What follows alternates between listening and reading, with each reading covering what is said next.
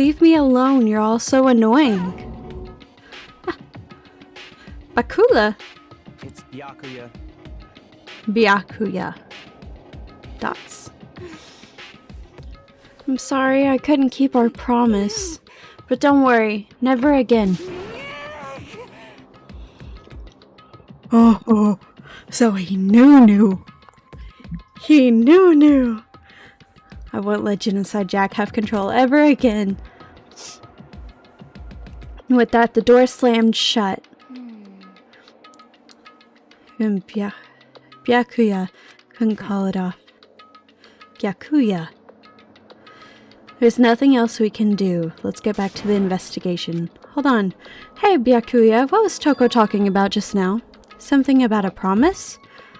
Oh, I have no idea. Another one of her delusions, I'm sure. But if I say I don't know, that means I don't know. Just let Hina take care of her. Oh, yeah. Okay, I'll stay here and keep an eye on her. Oh, I don't want to leave Hina alone. Without waiting for a reply, Byakuya sped away. Byakuya! I want to say it different every time. I want to just call him Kuya. And I hurried to catch up. I tried to talk to him several times as we walked, but he didn't even look back, let alone say anything. He just kept on walking towards his destination. Finally, his feet brought him to a stop in front of a certain room.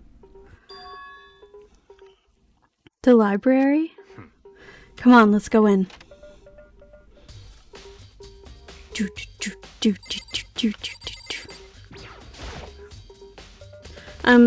Is the evidence that proves it was Genocide Jack really in the library?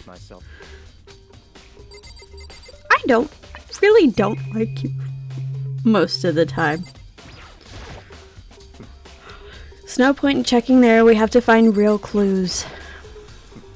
There are no clues there. We need to check elsewhere. Okay, well, mister, why don't you just tell me where to check? You're going to be such a turd.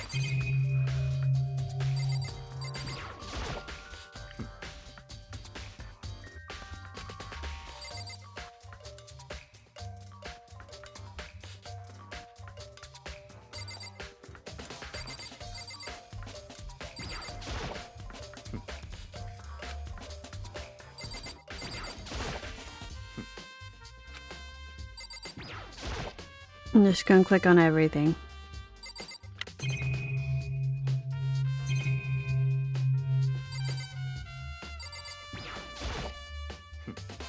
Knock it off. What does the desk lamp matter right now? Well, what does anything else in here matter right now? You're telling me all this stuff's useless. Surveillance camera. Mastermind must have been watching as Chihiro was killed. They know what's happened, and they're still forcing us to go through with this. This is one of the monitors Monokuma appears on right now. What am I looking for?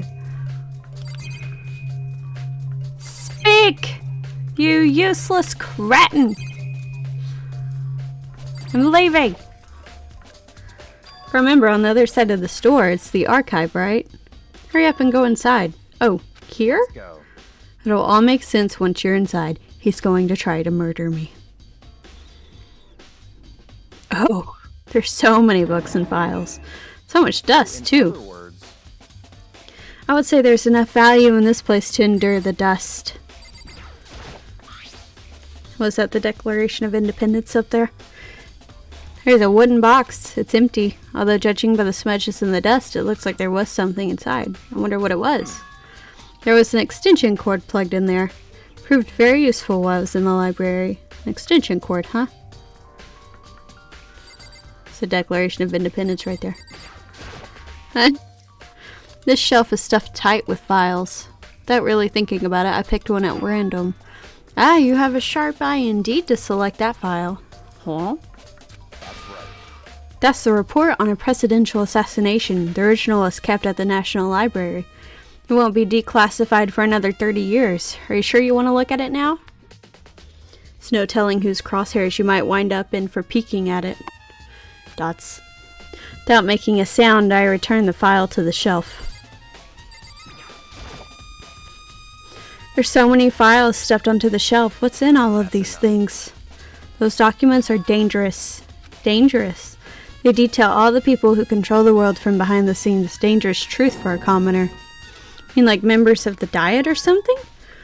No, I mean the ones with real power. The secret council controlling everything from the shadows. If you're ready to be disappeared for it, take a look. There are some very interesting people in there. You're just kidding, right? Am I? I'll just let it go for now. It's probably smart. Oh god. Oh! This was not... Oh! Whoops. They detail other... Oh no, this was the same thing.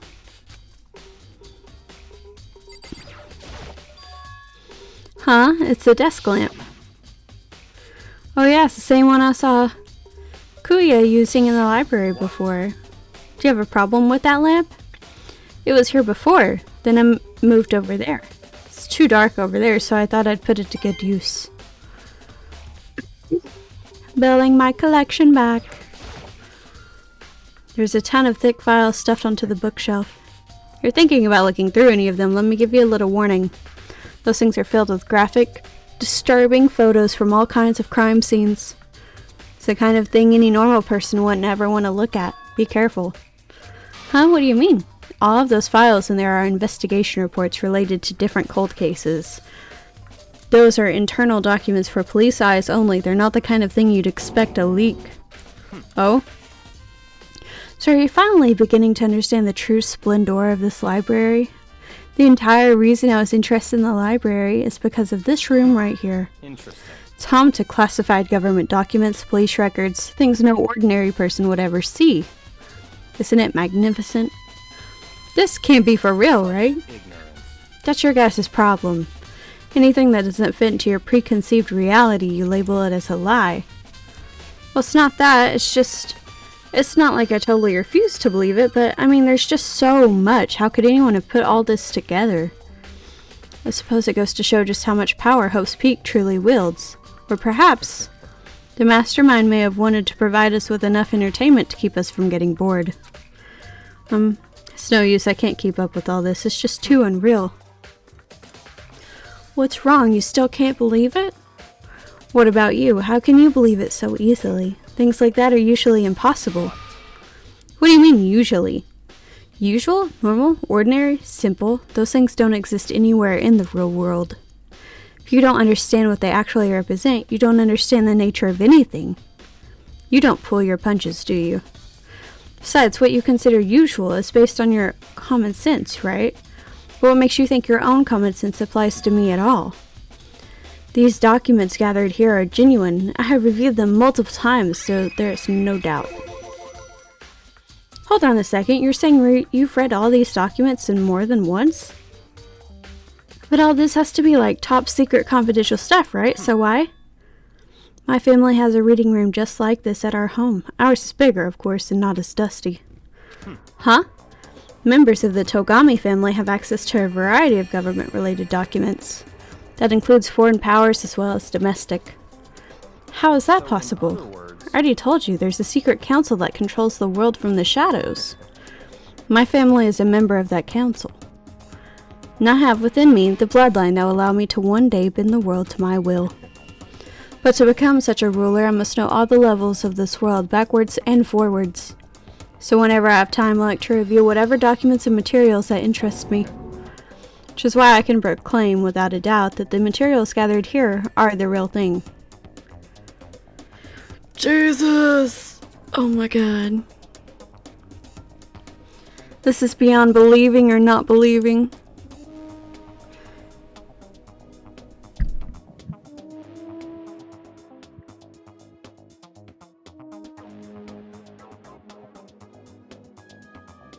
Byakuya is actually starting to scare me more than the actual mastermind.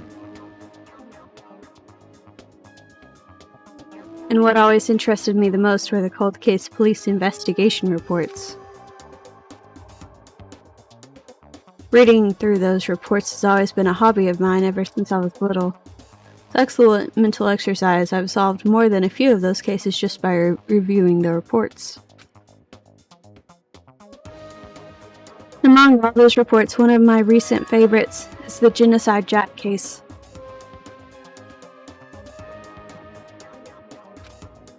As he talked, Bukaya grabbed a specific file from the shelf. This is the complete case file. Every single report surrounding the Genocide Jack case has been compiled in here.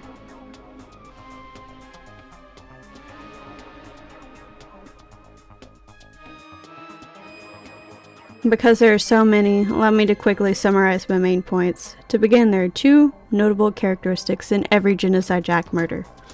The first characteristic is that at every crime scene the word bloodlust is written in the victim's own blood. And the second is that when the victims are murdered, their bodies are suspended in a certain way. Bloodlust is written in blood and the victim's body is suspended. It's exactly the same as what happened to Chihiro. Save your surprise, the best part is yet to come. For the second characteristic, where the victims are suspended, the only ones who knew about that particular fact were members of the police and other higher-ups. By all accounts, nobody in the media ever found out. Huh? In other words, no one on the news, no one online, nobody knew about that aspect of each crime. Our key officials and the killer himself knew about this act of mounting the victim. Now, if you recall Chihiro's corpse, her body was most certainly mounted in this fashion. So how could the killer have known about suspending the victim? That's the key question. But in fact, the answer is quite simple. The culprit isn't a copycat killer, it's the real Genocide Jack. That right there is the evidence that Genocide Jack has hidden himself among the rest of us. Then Genocide Jack really is such a brutal, fiendish killer, really is walking around among us? Interesting. Things really are starting to get interesting, aren't they? I never imagined a killer with such a reputation would ever become a part of our little game. Now, don't you think it would be good for you to take a look at what I've already seen? You might just manage to ferret out a clue or two. If you get down on your knees and beg, I might even show you myself. Sir?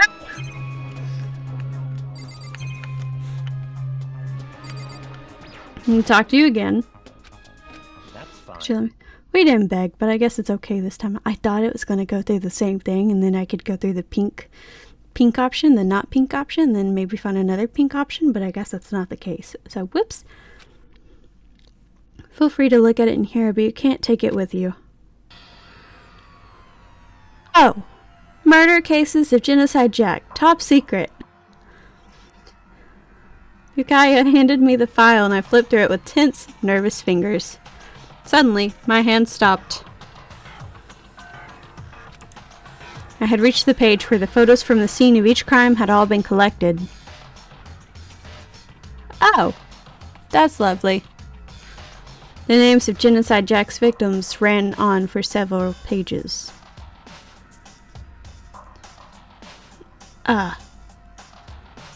Scissors. I'm glad I didn't gift her any scissors. Ken Harada, 32. Tetsuhiro Honda, 17. Shoji Gaku, 23. Keno Issei, 14. Takashi Yoshida, 30. Komatsuna Taro. There was no end to it. One thing became perfectly clear as I read. All of the killer's countless victims were killed and suspended in exactly the same way. Looks like mostly with scissors, too. And at the scene of every murder, the word bloodlust was left behind the victims, written in the victim's own blood. Take a look at the next page and you'll find another interesting tidbit. The next page? Profiling results? All of the crimes took place either on weekdays at night or during holidays, either day or night.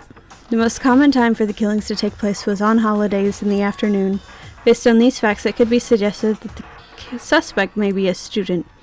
Evidence suggests that the suspect lingered at the scene, but when they did leave, they were in a panic. Because an eyewitness has never come forward, it's unlikely there is any external reason for this. This confused behavior suggests that the suspect may potentially suffer from dissociative identity disorder. So, in other words, The key point here is that the culprit may well have a split personality. Split personality? Like the kind of thing you see on TV? So I'm part of yet another totally unbelievable story. This one is way more unbelievable than anything else up till now. Maybe it really isn't. I don't know. I just feel like my mind has gone numb. Wow. Alright, we should get going soon. Oh, where are we going? Anywhere but here. We finished our business here, haven't we? Oh, wait. Kuya! As usual, Kuya turned and left without another word. I hurried out of the library to catch up. Well, this is where we part ways. I have some things I need to take care of before the class trial. Huh? All of a sudden, just like that? Come on, enough of your annoyingly misapprehensions. Did you really think we'd be together the whole time? Take responsibility for yourself and do something useful. Move the investigation forward on your own. And just like that, he was gone. Just as quickly as he'd asked me to join him, he'd cut me off. In the end, I felt like I was just some plaything getting tossed around. At the same time, I'd uncovered some really important clue sticks to him. Genocide Jack, he's the one that killed Chihiro, and that murderous fiend is one of us. But who is it? I have to find that out no matter what it takes. And to do that, there's somewhere I have to go investigate one more time. I have to go back to the crime scene, the girls' locker room. I should check the boys' locker room too. The others might have come up with some info I might find useful while I'm at it. Need to find out everything I can. We know who it is. She literally called herself Genocide Jack. She won't let Genocide Jack take over again. I don't know why you're having such a problem wrapping your head around this, Makoto. Hifumi has discovered evidence revealing the identity of the culprit. Another stat increase for me. Evidence, what did you find? Cannot reveal that just yet. I'm sure of it. But I guarantee that what I found was still the killer's breath from his lungs. Are you sure about that? Oh yeah, Miss Ludenberg said she'd witnessed something worthwhile too. Really? What did she see? She refused to tell me. It's like when a girl bullies the boy she likes, right? Okay, so where's Celeste now? The warehouse by the dorms. She was there, but at the same time, not there. What's it gonna be? Oh my god. Let's look at the boys. Do I know why we needed to be in here? Nah. Oh, there's a strange stain on the carpet. What is it? What is it? Huh, that poster. Popular boy band called Tornado. Somehow it doesn't quite seem to fit the boys.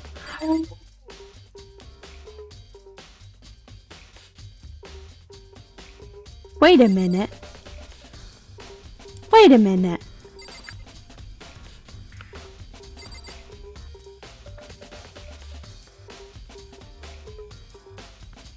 Oh. It's a man. So that would mean it's a man, right?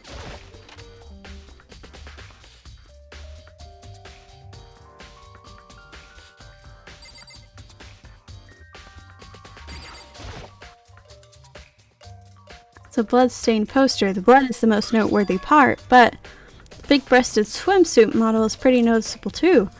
Girls' locker room doesn't seem like it's the kind of place you'd find something like this. Wait, that reminds me, the poster in the other locker room is... That's right, there's definitely something strange about this. Boys' locker room, there's a poster of a popular boy band. In the girls' locker room, there's a poster of a big-breasted swimsuit model. Could the posters have been switched? But if they were, why? What reason would anyone have? Oh my god. Look at the blood. There's a blood stain on the carpet. Could only have been caused by Chihiro's murder. It's a big blood stain on the dumbbell on the floor. know that. You know a lot about. You spend a lot of time exercising in the girls' locker room, right, Sakura? I've used it nearly every day since it opened up. Sometimes Hina and I use it together. Okay, then so let me ask you something. Do you think the posters in the boys' and girls' locker rooms could have been switched? Sorry, I can't really say, and I really paid attention to the posters. I see. But there is something that's been bothering me about the locker room. You see, I like to drink a little protein coffee every time I finish exercising. We have protein coffee? In the warehouse. It's not the highest quality, but I don't have a lot of other options. I mix protein powder with coffee and down a glass of it after exercising. Anyway, the other day I spilled some of it on the carpet in the girls' locker room and it left a stain. Stain, but I don't see any stain on the carpet now. Exactly, I noticed it earlier. The stain has disappeared. I can only assume someone came along and cleaned it up. But still, it isn't unusually clean, as if there was never a stain here to begin with. Oh my god. Wow. Okay. I need to speak to Hina. I need to go to... What?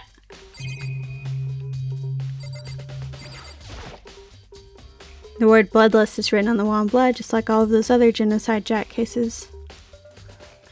At every crime scene, the word bloodlust is written in the victim's own blood. It's a dead body, Chihiro's dead body. Kyoko.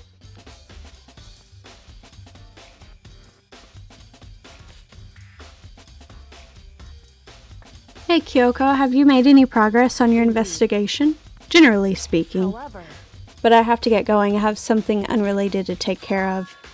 Something besides the investigation? What is it? well,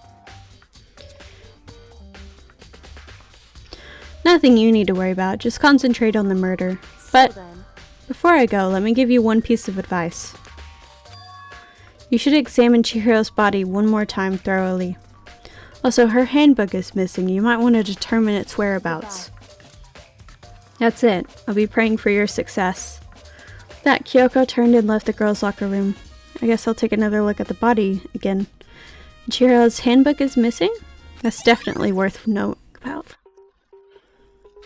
Oof.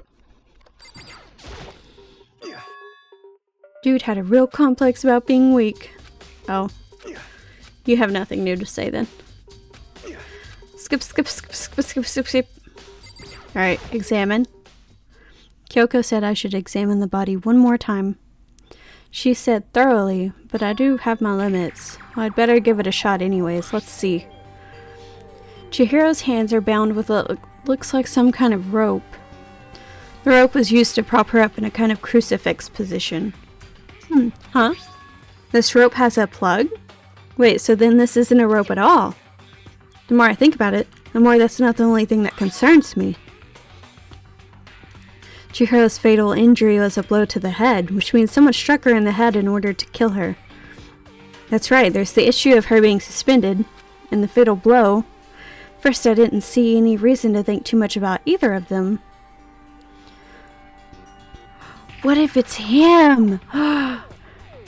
It's Kuya! But seeing them again after looking through the Genocide Jack file, something's not quite right. What does this all mean? Oh, it's Kuya. Well, the one thing most likely to tie all these mysteries together is the true nature of the rope that was used to suspend Chihiro. And to figure that out, there's a certain place I need to revisit and look over again. Plus, it might help me look at that Genocide Jack case one more time. Dude, it's him, and he's trying to frame that one girl because she's in love with him. She is Genocide Jack, but he's imitating her to implicate her for the murder. What a douche! Don't get me wrong, I don't like her. But, oh my god, why would you... She likes him too, and she's like, I won't let Genocide Jack out ever again. You're right, we made a promise, blah, blah, blah. And he's like, he made her promise, so that way he could kill acting like her. There's a thick layer of dust on top of the desk. Maybe there's some kind of clue here. Guess not. Nope, but there is a lamp in here that may not have a cord.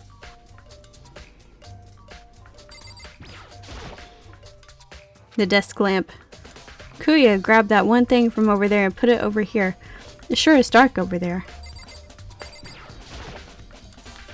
The wooden box is empty. The extension cord was in there before. Huh?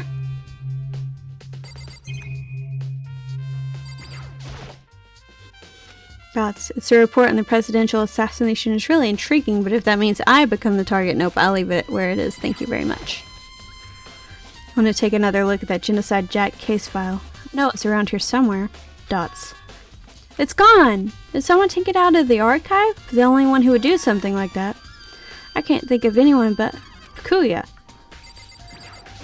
That bastard. Alright, back up. Reverse it.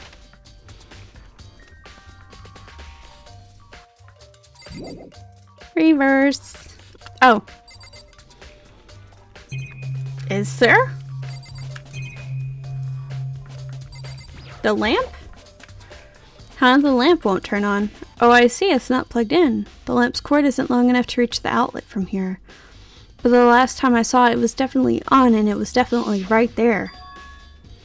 That's right. Kuya was using an extension cord. But there's no extension cord here now. I wonder if... Ooh. Okay. Now I can reverse, right? Yeah. Kuya, you sly dog. I can't believe this. I can't believe this, though. He's a... something else. He's like, I'm playing the easy game. All these people are stupid. No one's ever gonna find out because Genocide Jack's here. Uh-oh. Uh-oh. Uh-oh. This is Toko's room. I should probably just leave her alone for now.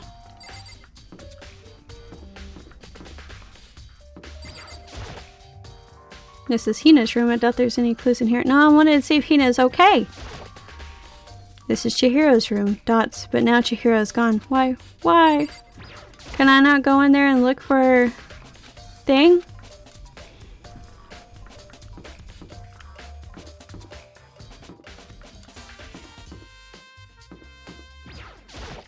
I guess not. Nothing's in here.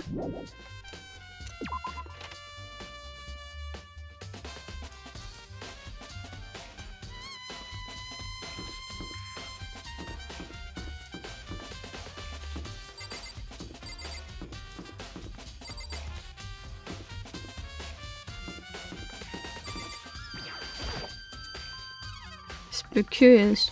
Well, I'm trying to talk to him, but I guess I don't know where he would be. I guess I need to go in here.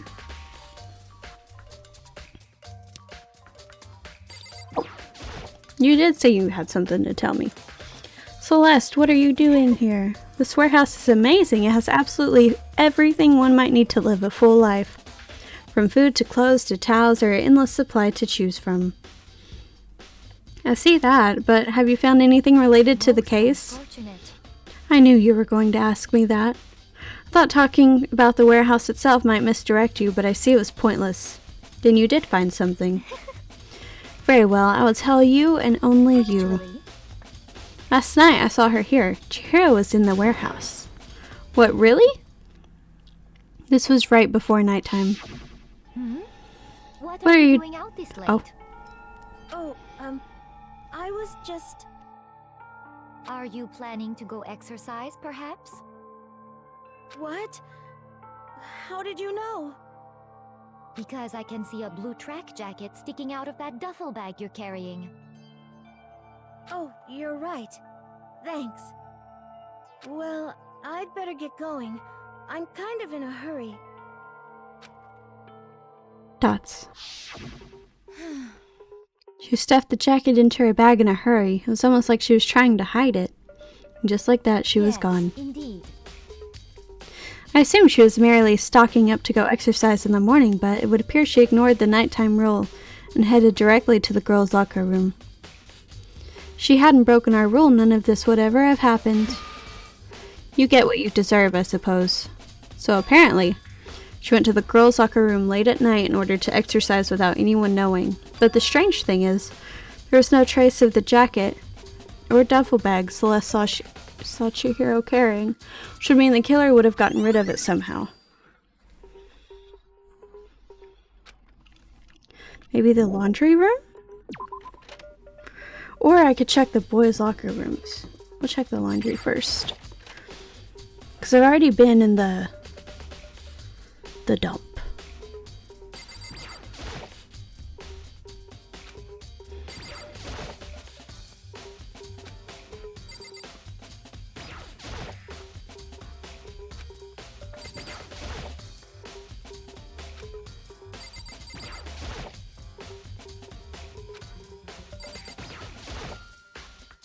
I'm checking every single one of these.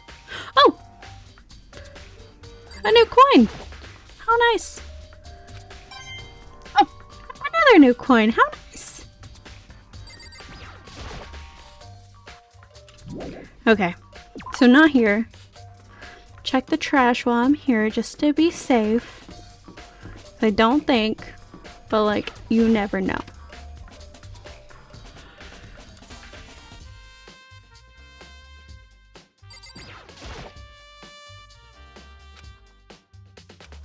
Can't get inside, not related. Nobody could do what Leon did. That's true. One of a kind. Alright.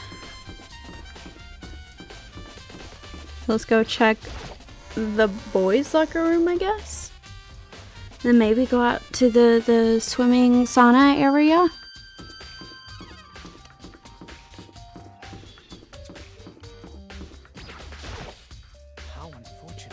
Maybe we should have confessed our embarrassing secrets after all. Damn it, I'm sorry, Chihiro. It's all because I wasn't strong enough. Don't beat yourself up, dude.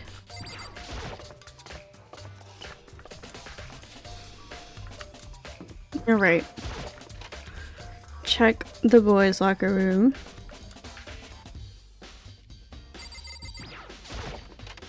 Maybe they hid it in here?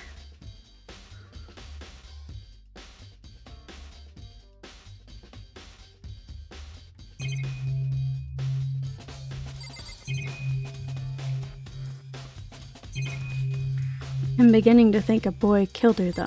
I definitely think Bukyu, whatever his name is, killed her.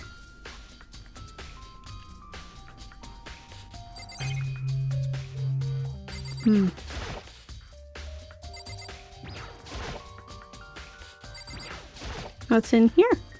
Maybe there's some kind of clue in the lockers? Guess not. Oh! But I got money.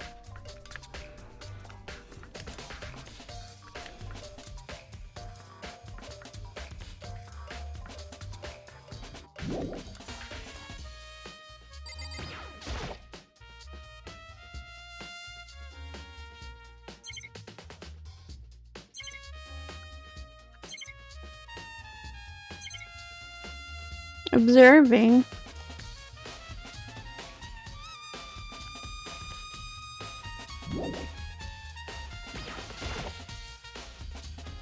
Oh, because like this is a weird angle to just be able to just come over here and do.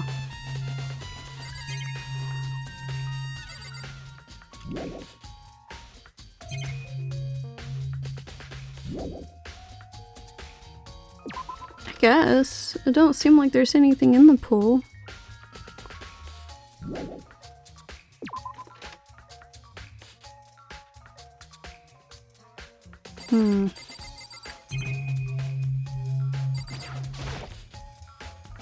There are a bunch of different pool-related items on the shelf.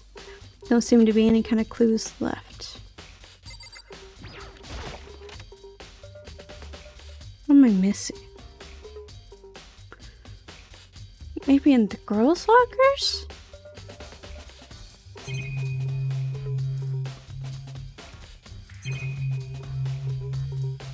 No, I need to find Hina, I think.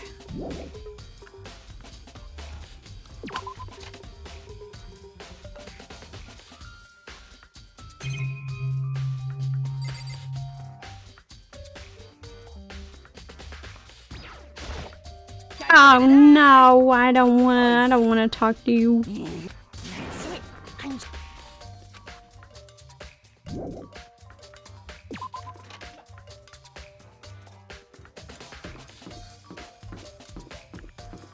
Maybe it's in the girls' bathroom? Oh, never mind, I can't go in there.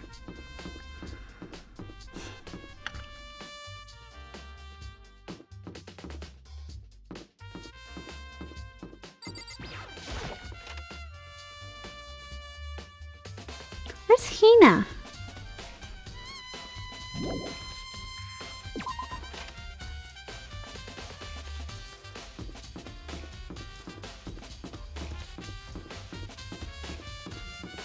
Where is everybody, for that matter?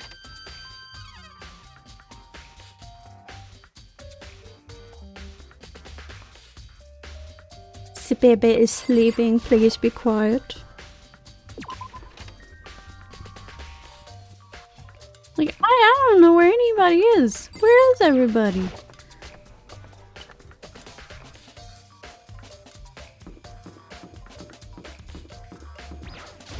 Nobody's in here, I don't think. They weren't, at least. Oh, you're in here now. Huh? Oh, Hey, hey, Makoto. Oh, what's up? I haven't been up to anything myself, that's for sure. That's not suspicious. Definitely haven't looked inside the mailbox. Oh, have you not? Mailbox here, and inside Junko, Leon, Sayaka.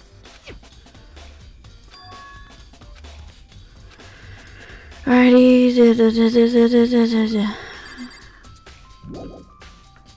Yeah. It was like, why is he being sus in there? Why? Anybody in here?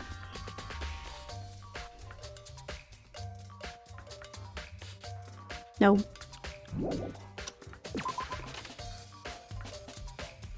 Maybe she's in the dining room? Go ahead and check these places first, but so there's a pretty good chance.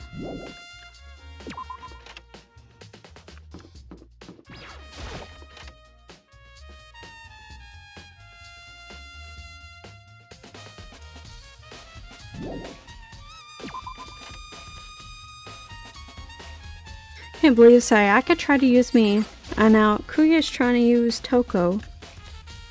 To get out of here! These people are so rude! No respect for anybody's feelings. Did they hide it in here, maybe? Lockers? One of them is unlocked, but I don't see anything inside. Do do do do. Do, do, do, do, do. I'm just checking everywhere at this point. Anybody in the sauna? The sauna? Nah.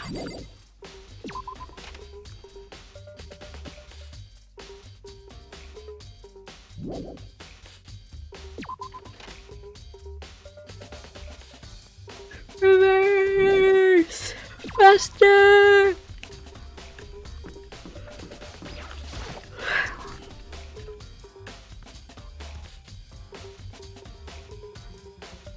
There she is. Hi Hina, how's Toko doing? Same as before, she won't come out, she just keeps on mumbling something about Genocide Jack. So I just left her there. You left her? My head was all swimmy and I was getting pretty hungry. But don't worry, I'm gonna head back as soon as I'm done eating. Toko's not exactly pleasant, but I'm still worried about her. Speaking of which, what are you eating? A donut, of course. Of course. Two things I'm sure God created. Outer space and donuts. Really? I bet Chihiro would have liked to eat more donuts. Maybe that was her one big regret. I should have tried to spend more time with her. Come to think of it, who did she spend time with? Yeah, she was a little bit strange. Didn't really hang out with the other girls much. It was like she was trying to keep her distance from us. Actually, Sakura said something different. They're similar. Oops. She said that even though you and her invited Chihiro to exercise with you, she always refused. Yeah, totally. Yep, it's true. And it wasn't just us either. It's like she stayed away from all the girls. Was she just shy? I don't know. She talked to the boys all the time. Isn't it kind of weird to be shy around your own sex, but totally fine with the opposite sex? Oh wait, maybe. Maybe she was used to guys spoiling her. The law says you can't judge a book by its cover, right? You think so? I never really saw her as that kind of girl. Everyone's account has been added. Oh! Is that my last bit of info? I'm getting tired of waiting. Shall we just plunge right in? It's the moment you've all been waiting for! The class trial! You remember where to meet, right? Please go through the red door on the first floor of the school. See you soon! I think it's Kuya. Begin the class trial, or it's about to begin.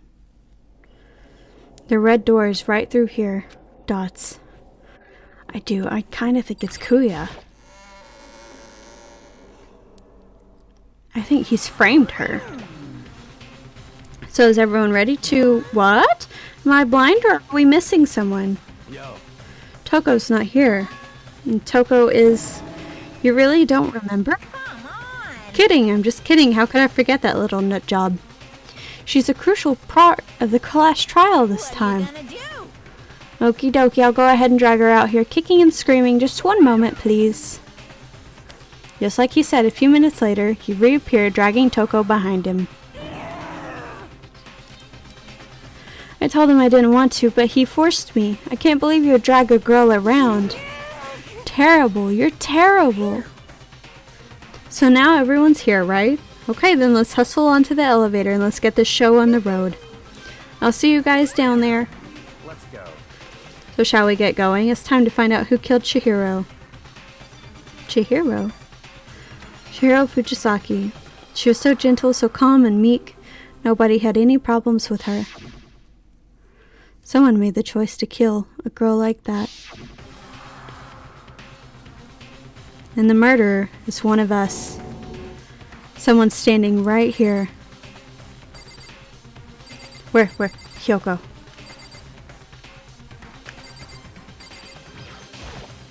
Shall we go? Hey, come on. Fucking Toko, man. What's got her so worked up?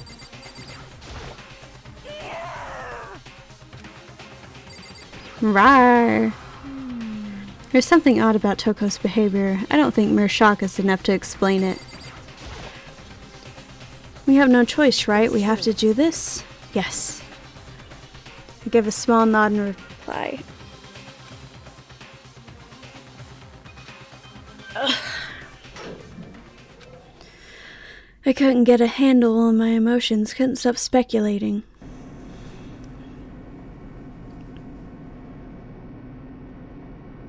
The steel box sank with heavy clunking sounds deeper and deeper into the ground. And as we went deeper, the uneasiness in my heart grew bigger and bigger. The elevator was unaffected, however, and continued to descend without hesitation. Until finally, it came to a sudden stop. What do you think? I redecorated. Isn't it so fresh? Isn't it exciting? Don't waste our time with stupid questions. Let's get this over with. Good, you're raring to go. Gotta say, I don't hate it. Not at all. Okay, then let's get this show on the road. Kills! Everyone, please find your assigned seats. Yes, sir. So the curtain opened once again. A deadly judgment, a deadly deception, a deadly betrayal, a deadly riddle, a deadly defense, a deadly faith, a deadly class trial. Yes, please, thank you. Soon. Set my skills. It's lost in thought. Increase the time limit. 3 SP. Oof, excuse me. Handiwork allows you to reload 2 bullets at once. Effective during the bullet time battle. I'll do those. That's all I have. I don't have any more. Because alright.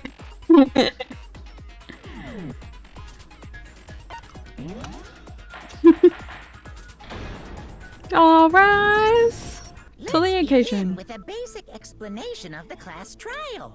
So if you can figure out who done it, then only they will receive punishment, and I'll punish everyone besides the blackened. And the one that deceived everyone else will...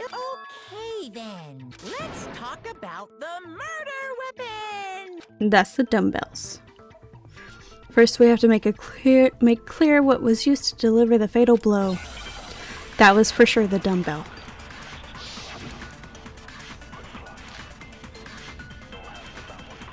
Chihiro's fatal injury. It appears it was a head wound. According to the Monokuma file, the killer used what kind of blunt instrument could it have been? Ah! Wrong one! Shoot. Chihiro's fatal. It appears Fucked up. According to the Monokuma file, what kind of blunt? I bet it was an iron pipe. No! I missed! I missed! What the frick? Chihiro's Load. fatal. It appears it was. According to the Monokuma file, what kind of blunt? I bet it was an iron pipe. That's certainly What the hell is this? Chihiro's fatal. It appears it was. According to the Monokuma file, what kind of blunt? I bet it was an iron pipe. God damn.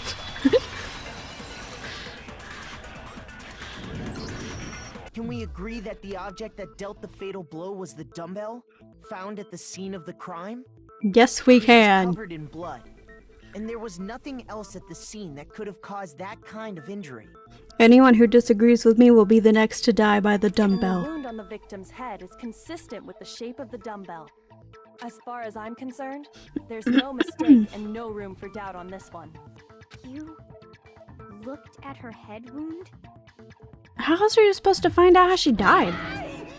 That's so creepy! If That's- you don't mind, I will proceed from here.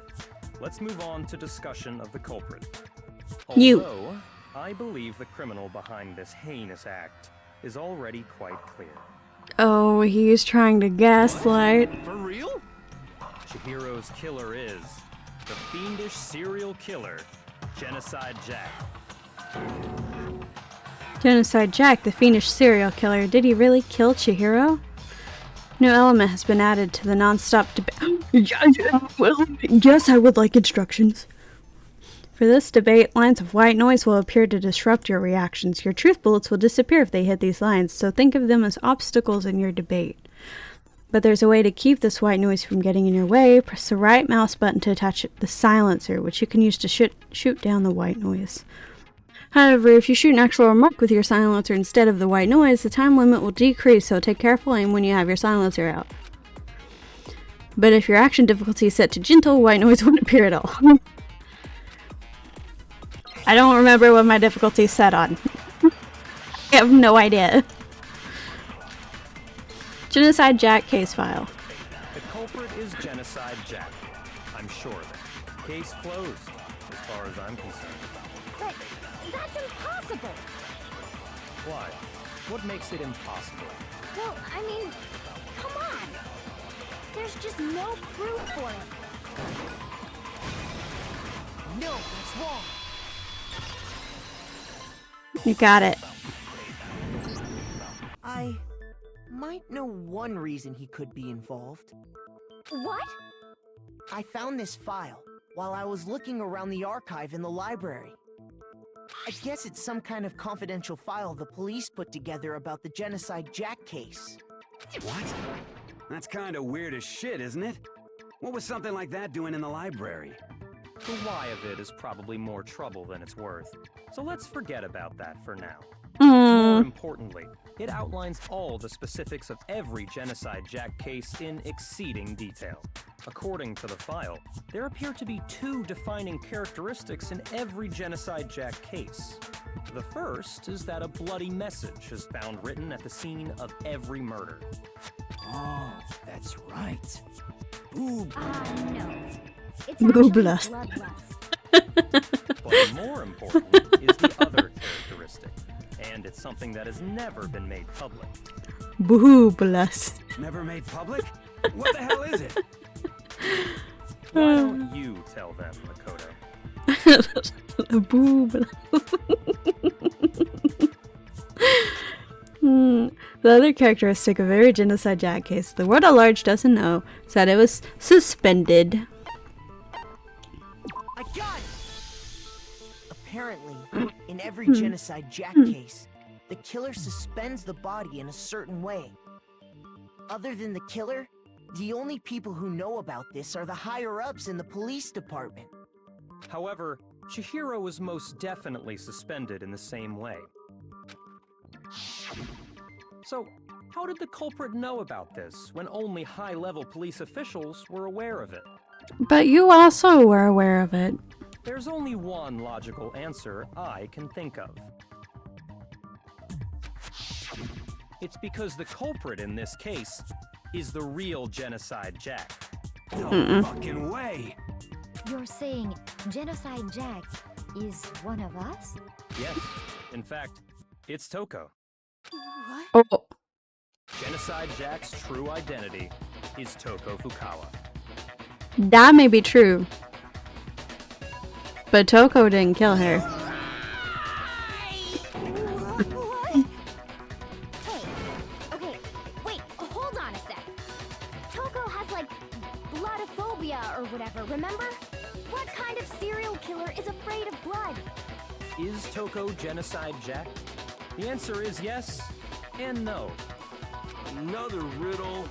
Man, why is this gotta be so complicated? It's a riddle for sure, but I feel like I understand it. What it means for Genocide Jack to be Toko, but also not to be Toko. The answer is that she's not just one person, but multiple people, right? Hangman's Gambit.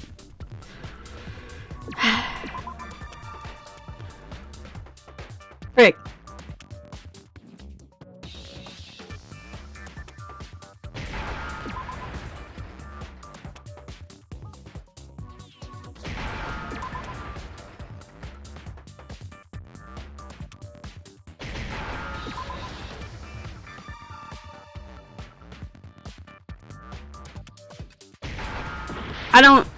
I don't know what this word's supposed to be. Psycho. Schizo. Now I understand. Schizo? Schizo? Is it because Genocide Jack has a split personality? That's not the word schizo. Huh? I think I read that somewhere in the file too. They thought that the suspect might have, what did they call it?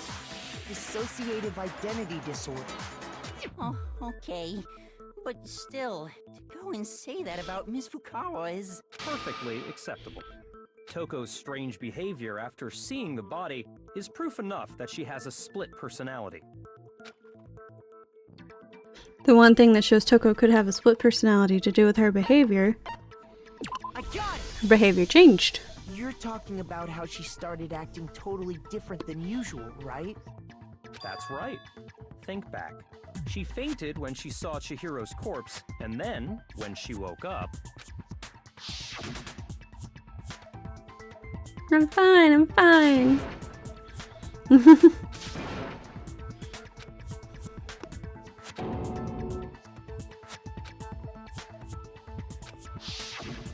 She was acting funny, that's for sure.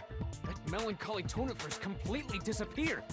Don't go assigning adjectives to my tone without permission. Not to mention, once she regained consciousness and saw Chihiro's body again, she was utterly calm. In other words, within her is one personality that can't handle blood, and one that obviously can. So when Toko trapped herself in her room, it's because she was scared of Genocide Jack?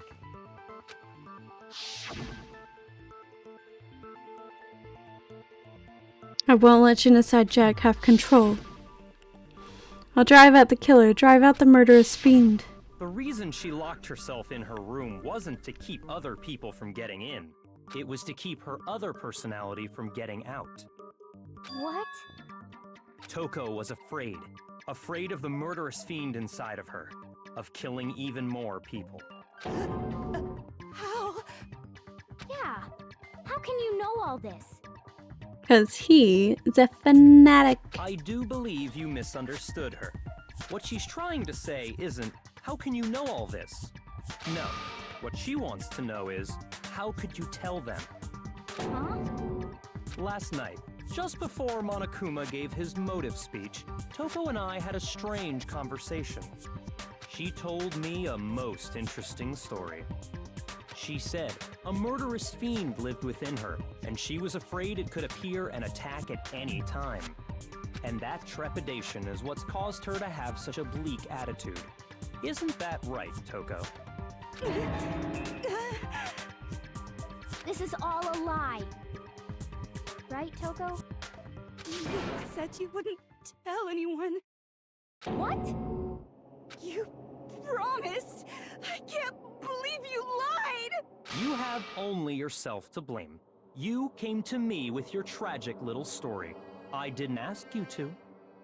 This is the real world, not some romantic fantasy fairy tale. Ah, damn, this man's cold. Besides, you broke your promise first. You said that as long as you were here, no matter what, you wouldn't let Genocide Jack kill anyone. But in spite of that promise...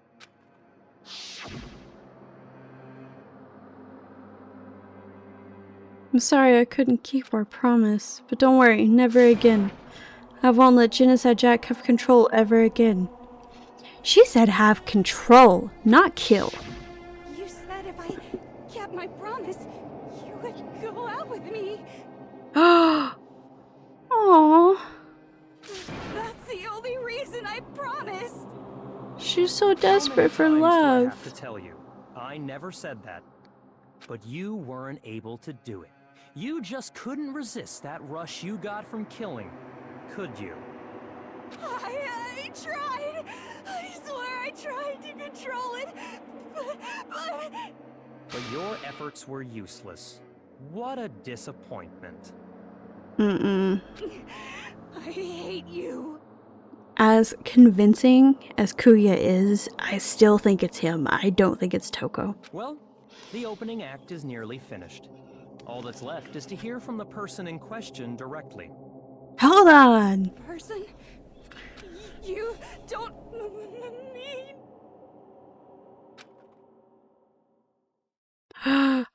Toko's body suddenly lunged backwards. A huge thud echoed across the courtroom. But in the next second... Oh! Hello there! Is it me you were hoping to see? This took a turn. What the heck? So you figured it out, huh? Well, whatever. What are you gonna do? I'm the ultimate murderous fiend, Genocide Jack! Or better yet, let's go with Genocide Jill! What the fuck is this? Toko, what happened to you?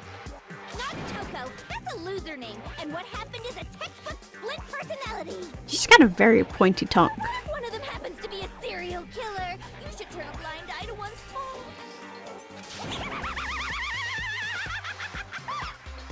Is the bear your father, perhaps? So intense. Those teeth look very familiar. They say, sound in murderous mind, sound in murderous body. This one is so different from the one we've come to know. Yes, well, the world is composed of a front and a back, you know. Just like how every inning has a top and a bottom, or how in the depths of every truth lives a little lie.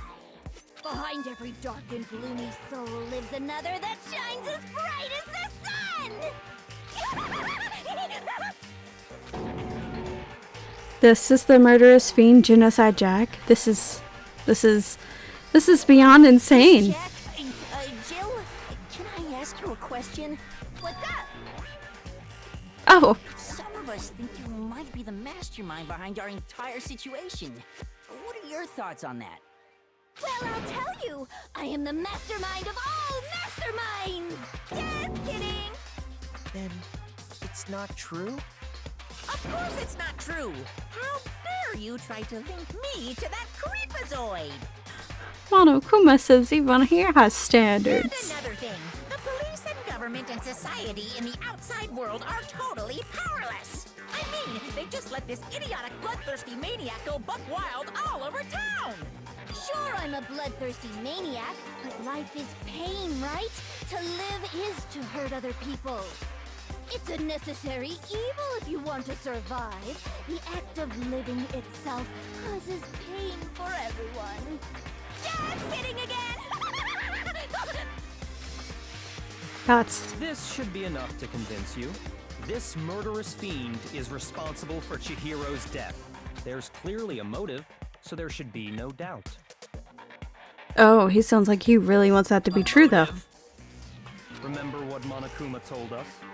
If someone didn't murder and graduate within 24 hours, an embarrassing memory or secret would be revealed. Well, let's assume that Toko's secret was about Genocide Jack. If a secret like that came to light, Toko's life would have undoubtedly been forever ruined. So she had a very clear motive to never have that side of herself exposed. Interesting. Very, very, very interesting. But you're wrong. Sorry, as much as I hate to admit it, I'm not the culprit. Huh? But I cannot imagine anyone other than you could murder someone in such a bizarre fashion. It's Kuya. Maybe so, but nevertheless, it's the truth. Do you really expect any of us to believe you? Yeah. I could never believe a word you say, you monster. That's maybe she's totally right about that, but something's still bothering me. What she said, I need to get some more details about all of this. Ooh, I know it's Kuya! I know! Sorry, but I didn't kill anyone. You say that, but do you really expect any of us to believe it? Perhaps if you had an alibi, that would change things. Oh, an alibi, huh? Now we're talking.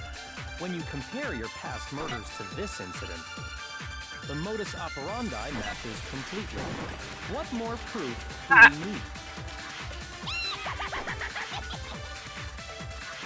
Give it up. You killed her. Yeah, I missed it. Sorry, but I didn't kill anyone. You say that, but do Perhaps if you had an Oh, an alibi, huh? Now we're talking. When you compare your past murders to this incident, the modus operandi matches completely. No, that's wrong. Got it. Are the methods of murder really exactly the same? I'm not so sure about that. They're I think not. there's a slight difference between the Genocide Jack cases and this one. Huh? How's it any different? It's very different. Oh, you don't know? Well then, human garbage, let me tell you! I murder with passion and conviction. I consider myself a professional, and I have a very particular way of doing things. Should have that guy in each of his nipples. Imagine you go to a fancy Italian restaurant. They're very picky about the noodles, the sauce, everything. But what happened to Chihiro? It'd be like if that same Italian restaurant started using ragu or Chef Boyardee. This is no creation of mine. Let me rephrase that in a way that maybe makes more sense. There are two clear differences between the Genocide Jack cases and this one. There's one clear difference between the murders. Neck and stomach. Fatal injury. For one, the cause of death is different. In the Genocide Jack murders, all the victims were killed the same way. According to the case file, they were all apparently killed with a pair of scissors. But Chihiro died from a blow to the head, right? Ah, yes. That is remarkably different from the other murders. Wouldn't it be strange for someone who kills the same way without fail to suddenly change their method? And there's more. One more conflicting detail. That's right. The rope. In my recipe of murder, if the bloody message is the tortellini, then the arrangement of the body would be the pesto sauce. Could you please stop comparing killing people to cooking? So, are you saying the other difference has to do with how the body was arranged? Mm-hmm. How she was suspended. In the photos of the other genocide Jack cases, all the other victims were stabbed through their hands. Here you'll see a clear difference. What was used to suspend her? Do you remember what the killer used to suspend her? They used some kind of rope to hang her up by her wrists. What is your point? Well, in all the previous Genocide Jack cases, something else was used to suspend them. Specifically, pairs of razor-sharp scissors. And guess what? I used my own specially designed scissors for the murders and the arrangement. Like I said, I'm a professional, so naturally I'm very picky about the tools I use. And you know what else? Big Mac said there's two differences, but he's wrong. Big Mac? Are you referring to me? I'm Big Mac now. There's actually one more difference. Huh? My word, you really didn't notice? Take a look at who the victims were. They're all men. Genocide Jack case. There's a pattern there, just waiting to be discovered. A pattern? Figure that out, and it'll be plain as death why I couldn't have possibly killed that little lolly girl. She kills men.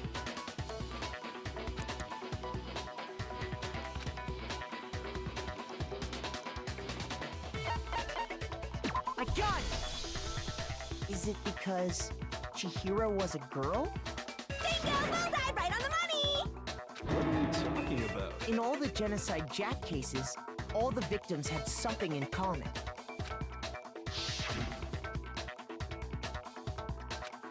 I'm not reading all those names again. They were all guys? That's right! The people I killed with such passion and conviction are all adorable little men! I can't believe I said it! I'm so embarrassed! The hell is wrong with you? I can't help it! I'm just a full-throttle boy-on-boy fangirl, and the mopey side of me just hates it! Oh, so what you're saying is Hifumi was right about that? You being into Yayyyy? Wow. Now I'm on the fast track to becoming a full-fledged fan madam! So, since Chihiro was a girl and not an adorable little man, you wouldn't kill her? Would an Italian chef suddenly start making ramen just because they're both noodles? Don't be stupid. I have too much passion and conviction to cross that line. That's the absolute reality of the one and only. We get it. You've clearly explained your hobby and your philosophy. But that's not all there is to it. It's a different matter entirely, when you're forced to kill in order to survive. Quiet, lowly cur! Lowly? Cur? I would never kill for a reason as petty as mere survival. And if by some fluke I did kill to survive, why would I bother with the message and arrangement? It'd make me the obvious suspect! That does make some amount of sense. Plus, whatever reason I have for killing, I would never leave out my prized scissors. Who would go out of their way to use a big, stupid, heavy dumbbell?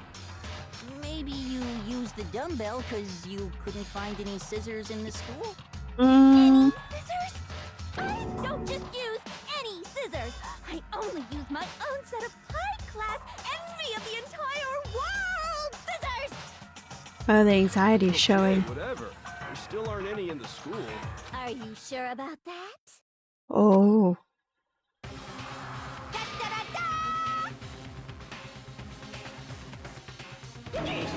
She's fully equipped!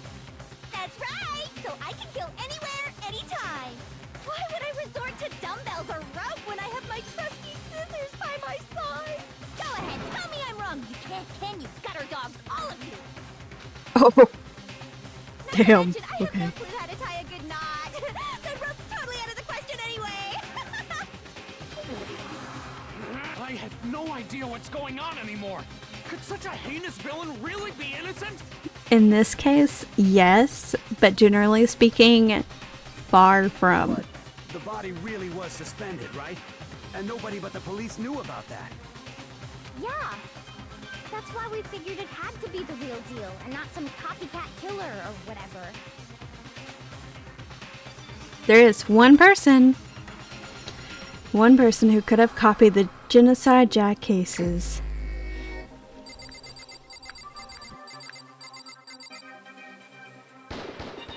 Here's my answer. Yep. I freaking knew it. Yakuya, it's possible you could have found out, isn't it? You'd have no problem gaining access to classified government documents or internal police records. You didn't think it was a problem to tell me all the information because you thought I was dumb. Plus, you've already looked through the Genocide Jack file before this all happened, hadn't you? Dots. Are you saying Mr. Togami did it? Dots. Then the reason he pushed the theory of Genocide Jack being the killer so hard was because he wanted to pin the crime on her. Mm-hmm. So, he rearranged the scene to disguise it and make it look like I put my stamp on it. The adorable glasses man was behind it all. Oh, I'm on fire! Calm down, Genocide Jill. What's your response? I see. So now the suspicion falls on me. Mm-hmm. Then I must ask, when would you say I began acting suspicious? Surely you must have an answer. Looking back and thinking about it now, the way you were acting right before we discovered the body was a little strange. And the locker rooms. Very suspicious indeed, wouldn't you agree? Suspicious. Seems nobody searched the locker rooms. Let's start with the girls. You wanted to go to the girls' locker room right away, right? But since you're a guy... They kind of like pervy. I should have naturally thought of the boys' locker room first. Is that what you want to say? Nah. The victim was Chihiro, a girl. Hence why I said we should check the girls' locker room. You didn't know the victim was Chihiro. Strange about that, I'd say. On the contrary, there's something very strange. Okay then, what's so strange about it? Go ahead, share with the rest of the class. I sure will. A raw element has been added. Oh, tell me more. We're going to add something called a truth flashback. If you aim at a weak spot and hold down the left mouse button, dots, then you'll memorize that weak spot. This memorized phrase can only be shot once as a single truth bullet. If you shoot or change the truth bullet, it will disappear from your truth cylinder. However, you can use this flashback feature as many times as you want. If you don't seem to have the answer to a lie or contradiction loaded truth bullets, it might be wise to memorize a different weak spot and use that to make your case. When's the best time to flash back? Well, you'll just have to use your keen wits, won't you? In this case, though, I will say that if you don't use the flashback, you won't be refuting anything. Well, then good luck and have fun. Well, I don't like this at all. So, you said Byakuya was acting kind of weird before we found the body. But he was acting weird... how?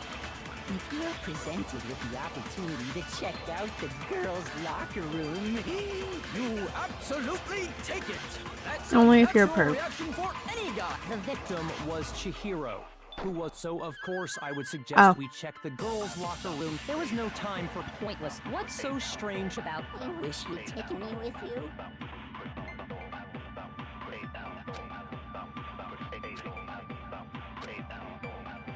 So, you said Byakuya was acting, but he was acting... if you're presented with the opportunity to check out, that's a natural the victim? Was Chihiro, who was a girl. Oh! Shoot! Hold on! How do I...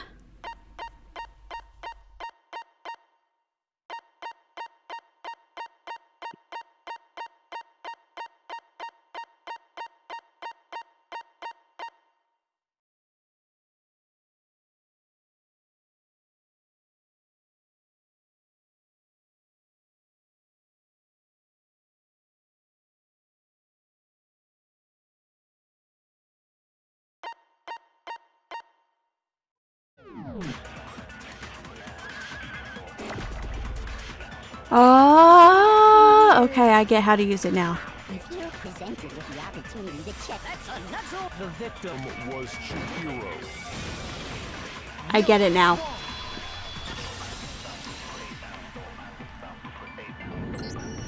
I'll tell you what's so strange about that. Because up until we actually discovered the body, we couldn't have known who the victim was. So your claim that you went to the girls' locker room first because Chihiro was the victim doesn't hold up. I see. That's a good answer, I must admit. Interesting. Very interesting indeed. But your reasoning is still too weak. Or you're just stubborn. What's wrong? Is that it? Surely you've got more than that. Go ahead. What's with Byakuya's attitude? It's like he doesn't even care. I've got him cornered, but he's acting like it has nothing to do with him. You're not finished already, are you? There must be more. There is. I think. There is more to it. Think about it. We just Love you, talked about Kyoko. the differences between this case and past Genocide Jack incidents. Mm-hmm. Proof you're looking for is hidden in there. Oh? Proof that I'm the culprit, you mean? Yes. The difference between this case and other Genocide Jack murders. The evidence that proves Byakuya is responsible for what's hidden in there. Could it be switched furniture?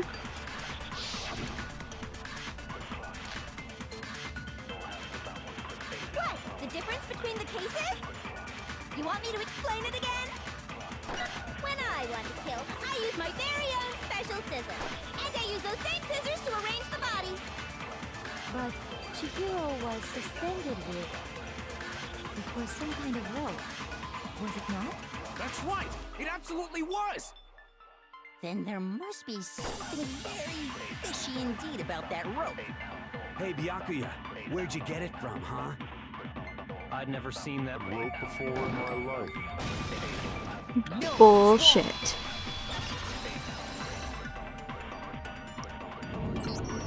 Actually, I'm pretty sure you have seen it before.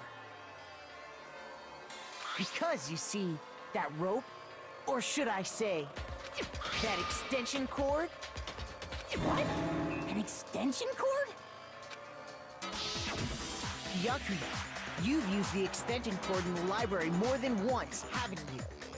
And the same extension cord that was in the library all this time went missing after the murder. And there's no way someone who uses that extension cord as much as you do wouldn't discover that fact. And Byakuya must be the one who took the extension cord. I can't imagine any other possibility. That's really what you think? Then your conclusion is something like this? I killed Chihiro in the girls' locker room, then hung her up and wrote that bloody message. Yes. I intentionally made it look like Genocide Jack was behind it. Yeah. Is that about right? Yeah. He's doing it again. He's totally calm, totally unconcerned. As if he's not even involved. Wait, not even involved. I asked you if you think that's what happened. Hell yes, that's what happened. So that's it, right? Byakuya's the killer. I don't disagree with not disagreeing. He kept calling this a game, right? So he'd be totally willing to do something like this to win. Dots. Sorry, but could we hold on just a second? I think we need to talk about this a little more. Huh? Do we really need to? We've already decided who did it. I know, but still, there's something that's still bothering me. Is that right? And what, pray tell, is still bothering you? I killed her in the girls' locker room, then disguised my crime. Specifically, I dressed it up to make it look like it was the work of a homicidal psychopath. What about all that bothers you? You had a partner, didn't you? What was that just now? Something's not right. Chihiro's body was definitely found in the girls' locker room. Does that mean... Can I really accept what... No, because she was killed in the boys' locker room. I got it! You say you killed Chihiro in the girls' locker room, right? But are you sure about that? Isn't it possible that the murder took place somewhere else? How disappointing. What kind of question is that? Even in the world of disappointments, this is a true letdown. She was found dead in the girls' locker room. There is absolutely no question about that. How could the scene of the crime have been anywhere else? Well, I think it's entirely possible that she was killed somewhere else, then carried there later, along with the rest of the murder scene. Mm-hmm. The rest of the murder scene? That was awfully specific. Please tell me you have a reason for saying all that. I believe I do. The coffee stain? Okay. Did I just take you off guard? When the story suddenly moved to the crime scene, Byakuya, who'd been so confident up till now, maybe never even realized that the actual scene of the crime could have been somewhere else. Don't just move on without permission! What do you mean she was killed somewhere else? Come on, Makoto. If there's any chance the murder took place somewhere else, let's see the proof. Evidence shows that the murder took place somewhere else. There was something that was switched between the boys' and girls' locker rooms. The stain, for one?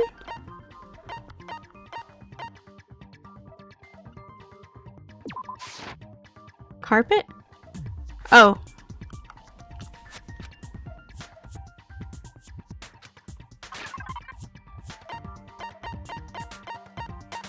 The posters. I got it! The proof that she was killed somewhere else is the poster that's hanging in each locker room. Your proof is some posters? The poster in the girls' locker room was a picture of a big boobed supermodel. But don't you think that's kind of strange? Why would the girls' locker room have a poster like that? Boob lust. I bet those massive jugs of hers were totally fake! Meanwhile, the boys' locker room had a poster of the super popular boy band Tornado. Again, that doesn't really seem to belong in a boys' locker room. So you're saying that maybe the posters were switched? And there's one other thing I noticed about the locker rooms. You know what I'm talking about, right, Sakura? You're referring to my protein coffee, aren't you? Protein coffee? While I was in the girls' locker room earlier, I spilled some protein coffee on the carpet. But I noticed that after the murder, the stain had been totally scrubbed away. Not scrubbed away. It was moved to the boys' locker room. The stain on the girls' locker room carpet wasn't scrubbed away. In fact, I found it on the boys' locker room carpet. That's definitely the stain from my protein coffee. Then, does that mean that the carpets were switched too? But why would anyone do that? To move the murder scene from one locker room to the other. It's certainly plausible, don't you think? In other words, in order to completely swap the scene of the crime, the bloodstained poster and carpet were moved along with the dead body. By doing this, the killer was able to change the entire room where the murder took place. I can certainly follow your reasoning, but why would the culprit bother doing that? To frame a woman. Why would they go through all that trouble of switching the scene of the crime? Actually, To frame them. Even bigger question. If the murder did take place in the boys' locker room, then how did Chihiro get in the boys' locker room in the first place? To get into the locker rooms, you have to swipe your e-handbook across the card reader device. But Chihiro's handbook should have only allowed her access to the girls' locker room. She had no way to get into the boys' locker room to begin with. No, she did have a way, and I can tell you what it was. I highly doubt that. Shut up! I'm telling you, I know how she could have done it. Yeah. She borrowed a handbook. Is it really possible? Could Chihiro really have gotten into the boys' locker room somehow? Ah! I've got it! She must have hacked her e-handbook. She was the ultimate programmer, after all. I'm sure that would have been no problem. No, I don't think she used the thing that... Huh? What thing? I'm talking about Leon's handbook, of course. If she had that, she could get Ah. into the boys' locker room no problem.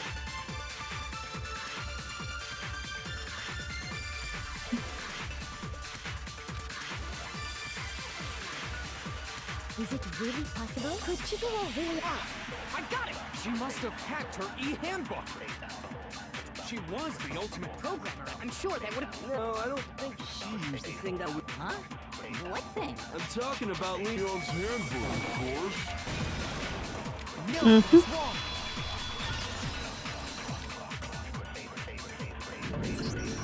No, I don't think Chihiro used Leon's handbook. Why not? Because Leon's handbook was broken. Oh. Well, then, yeah, I guess that'd be pretty impossible, huh? I am struck silent by how quickly you gave up. Plus, isn't there a regulation against using someone else's handbook? Actually, the rule states that loaning your handbook is prohibited. It says nothing about borrowing one. In other words, you could borrow a dead person's handbook all you want, and you'd be safe. Yup, yup, yup! Hit the nail square on the noggin! Of course, if it were broken, that wouldn't make any sense anyway. So then, she must have hacked hers, like I said. She used her ultimate programmer skills and... Psst! You can't fix an e-handbook! The instant you open one up, a security buzzer starts glaring! So, if she didn't use Leon's handbook, and she didn't modify her own handbook... Maybe Mr. Naegi's initial assumption is just... wrong? It No. seems like there's no way she could have got into the boys' locker room. So I guess so. Okay then, I vote for Byakuya! Dots. Is that it then? Chihiro was killed in the girls' locker room and Byakuya's the one who did it? Really? But still, I don't know what else I can do. Kyoko, my girl! I think you're on the right track. What the... You finally decide to open your mouth and that's what you've got to say? There's no way she could get in the boys' locker room, right? So... Why are you so sure she couldn't get in? There's still one other way she could have gained access. The other side of the doors? What are you talking about? What other way is there? Well, to explain that, why don't we take a little break from the trial? I'd like you all to come see something. Wait! Just what do you think you're doing? Don't worry.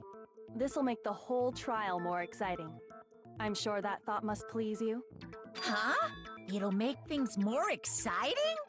Well, alright then. I declare an official class trial For real? Now then, what is it you want to show us? It better not be boring or I'll be very unhappy. Oh, I have no doubt it'll meet your lofty expectations. So, shall we go?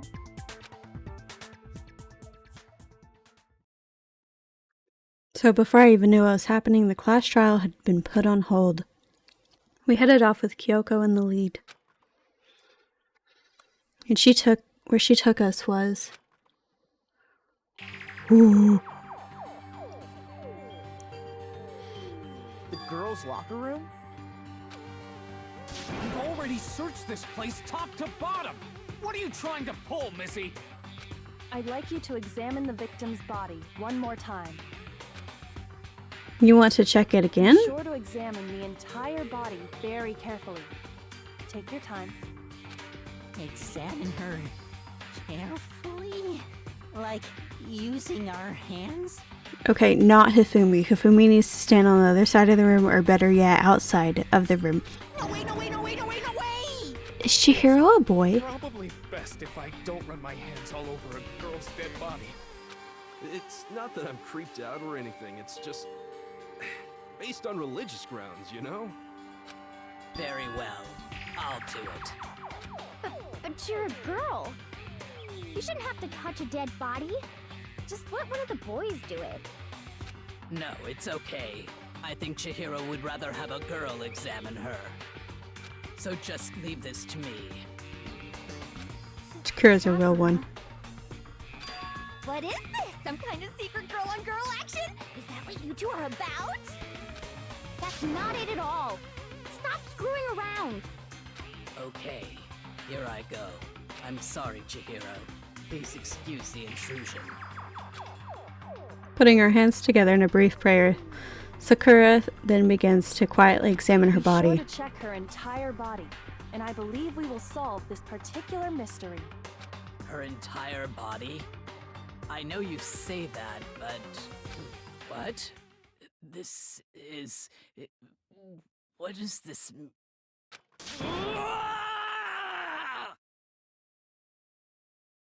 It's a man. What is it? Not possible. It's not possible. Oh my god. Sakura's eyes were staring widely at Chihiro's lifeless form. Her massive frame trembled. This girl is what? Is a boy. Ah, I see. So she was actually a he. Interesting. Thank you for confirming this fact. Oh, like you suspected? What? Yeah, that's more like it. Thank you. Right? I wouldn't joke about this. Then it's really true? Chihiro was a guy? Oh, what? You guys didn't know? Heck, I knew that right off the bat. Chihiro Fujisaki was totally a guy. He was a cross-dresser? Oh, I'm really on fire! I wish I had killed him! So that's what Kyoko wanted to show everyone, huh? Interesting. That's... Yes, that certainly does make things much more exciting. Now let's ride this wave of excitement back to the courtroom and get back to the trial. Ahem. I do apologize for keeping you waiting. Now then, let's resume the class trial. We've all just learned of the shocking revelation that Chihiro was actually a boy. Let's pick up from there. Yes, well, I don't know his reason for hiding it, but the fact is, Chihiro was not a girl, but a boy. To think that Chihiro was actually a guy. The thought had never even crossed my mind. Because the victim was male, he would have had no problem gaining access to the boys' locker room. Assuming his handbook did, in fact, list his gender as male, then yes, that would be true. Of course his handbook said he was a boy. He dressed like a girl, but he was a boy through and through. So then, there should be no issue with Makoto's initial assertion. The victim was killed in the boys' locker room, and was then later moved to the girls' locker room, and the killer could have easily used Sayaka or Junko's handbook to get into the girls' locker room. Exactly. Chihiro really was killed in the boys' locker room? I still don't understand the motive for moving the body, but yes, that does seem plausible. Well, to better frame. I must admit, I did find it rather odd. I knew he felt a little off. There was a certain incongruity to his female body. This is the most titillating situation! So now everything has been connected. All the mysteries have finally become clear. Okay, well, connected or clear or whatever. We still think you're the killer, remember? Very interesting. This has become very interesting indeed. Ah, he's off in his own little world. What a shame. What about you, Makoto? After everything we've learned, do you still think Byakuya's the killer? Well, without a doubt, Byakuya is the one that made Chihiro's death look like Genocide Jack did it. But I think he might not actually be the killer after all. What? But aren't you the one who accused him in the first place? He just seems to be too easygoing about all this. Like he's enjoying us solving the mystery. The way he's acting, It makes it seem like it doesn't have anything to do with him.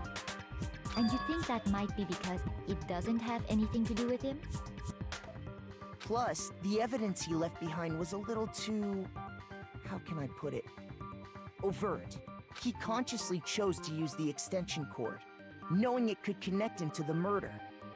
At least, that's how I see it.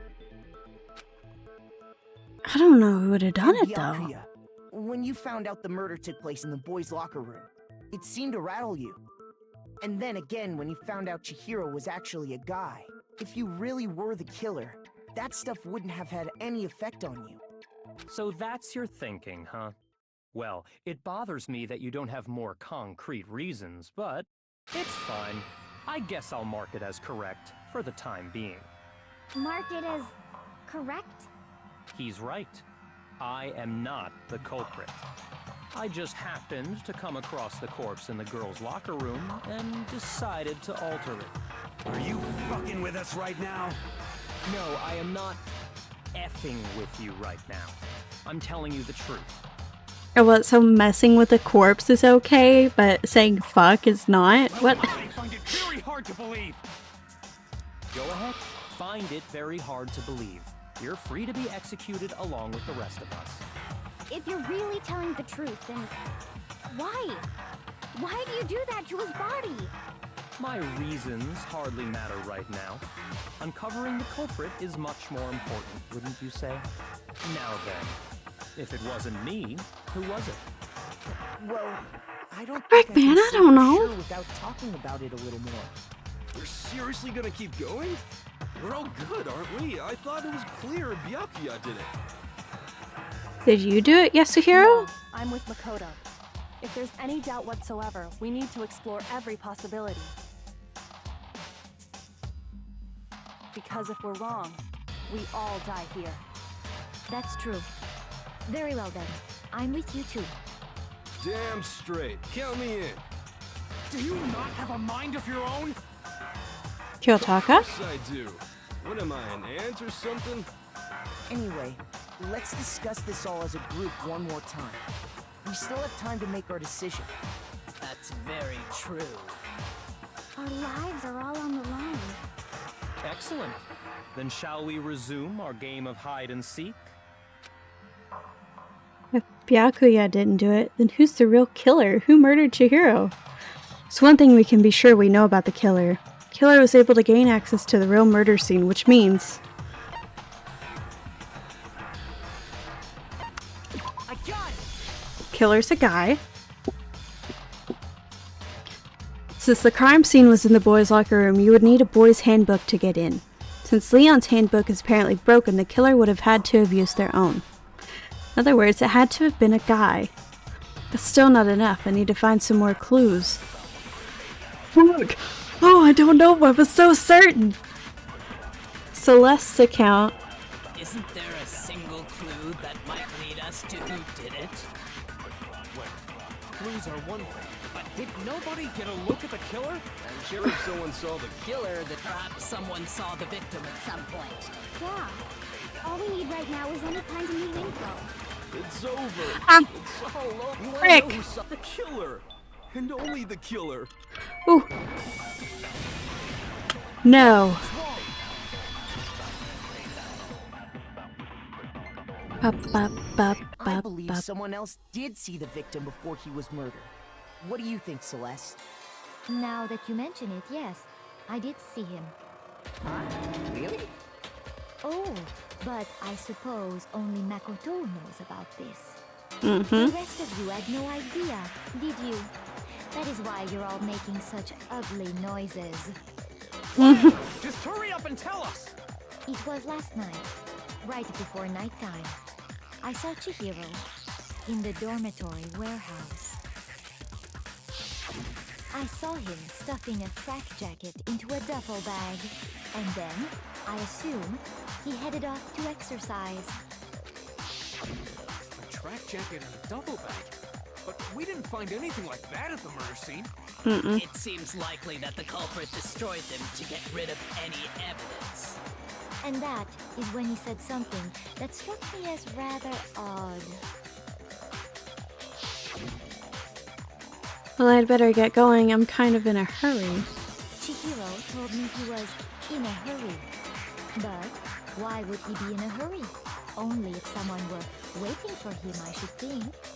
So, Mr. Fujisaki was on his way to meet with someone, and then they were going to work out together?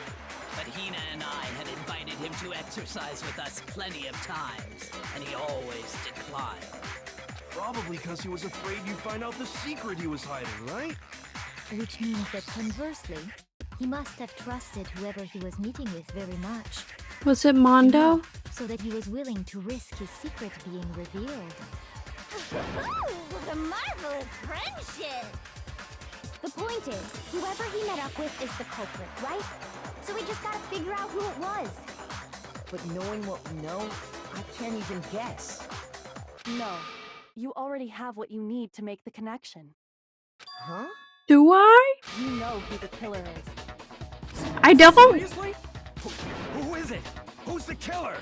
Think back to the track jacket and duffel bag the killer disposed of.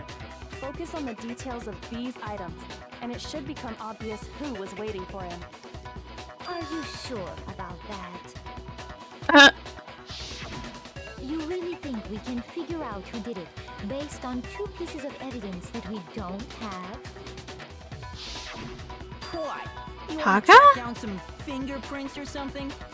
Even if we Hi, had Putter the Bear, equipment, come we here. wouldn't know how to use it. Or don't, whatever. As was noted, the evidence is already gone. There's nothing to get fingerprints from. Maybe, but we can make certain inferences if we just take the time to talk it out. Easy for you to say, but fine. Celeste, did you notice anything special about the bag or jacket? The bag was just a normal duffel bag from the warehouse.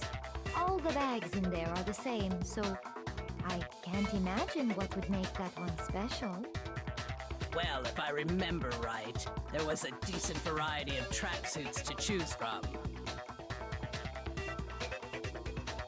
Do you think there might be some connection between the culprit and Chihiro's jacket? Perhaps. Let's explore that and talk a bit more about the jacket he took.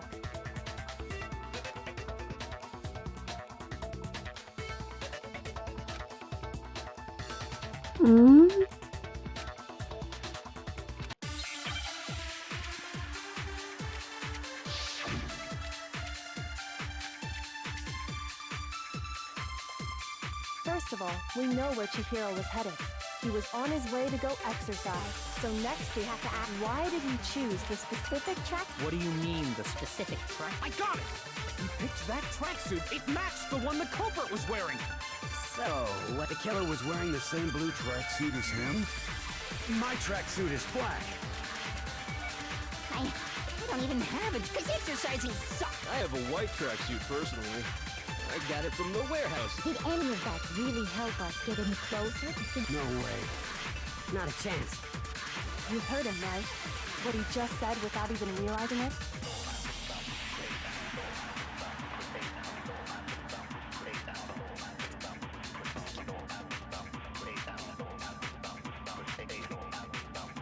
First of all, We know where Chihiro was on his way, so next is why did he choose this? What do you mean, the specific? I got it! It matched the one the culprit. So, the killer was wearing the same blue tracksuit as him? My tracksuit is black. I don't even have it because exercising sucks. I have a white tracksuit personally. I got it from the warehouse, if you must know. Did any of that really help us get any closer? No way. Not a chance. you heard him, right? What he...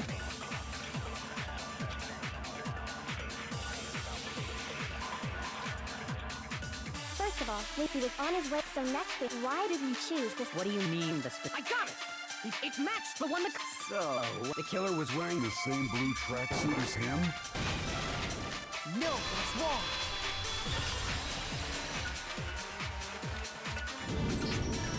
Hold on a second, Mondo. What did you just say? Huh? What'd I say? Mondo, did you When kill Celeste Chihiro? testified a few minutes ago, she's... I saw him stuffing a track jacket into a duffel bag, and then I assume he headed off to exercise. never said anything about the jacket's color. Mondo! You say Chihiro's blue tracksuit. What are you? You just... Hey, Celeste. What color was Chihiro's tracksuit? As a matter of fact, it was blue. Mondo! Did you tell anyone that? The only one I told about any of this was you. Then, Mondo, how did you know what color Chihiro's tracksuit was? Because I just... Mondo, no! Close at some point in the investigation. No, that can't be it. The bag and clothes were surely disposed of by the time we began our investigation. Why would you do Know that? what color the tracksuit was? It's if he saw Cherry with it before he died. That's the only possibility. Are you talking about Chihiro?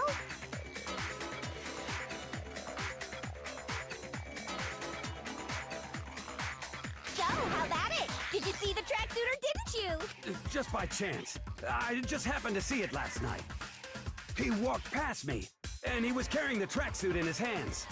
Mondo. That can't be it either. According to Celeste's testimony, He had a bag. She stuffed the jacket into her bag in a hurry. It was almost like she was trying to hide it. Just like that, she was gone. when Celeste noticed it, Chihiro made a point of making sure the jacket was completely in the bag. If you just ran into him briefly, you couldn't possibly have seen what color the tracksuit was. Mondo! It would appear No! you dug your own grave. And I shipped you two! Perhaps. But you handed him the shovel, didn't you? That's why you said what you did. Focus on the tracksuit and it'll be obvious who he met with?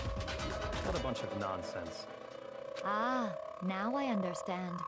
It was all one big bluff, wasn't it? Your true intention was to draw a slip of the tongue from the culprit. That's why you said you knew who did it, to put them on edge. That's right. However, Mondo was my target all along. I had my suspicions about him from the very beginning. How so? What made you so suspicious? That's a good question.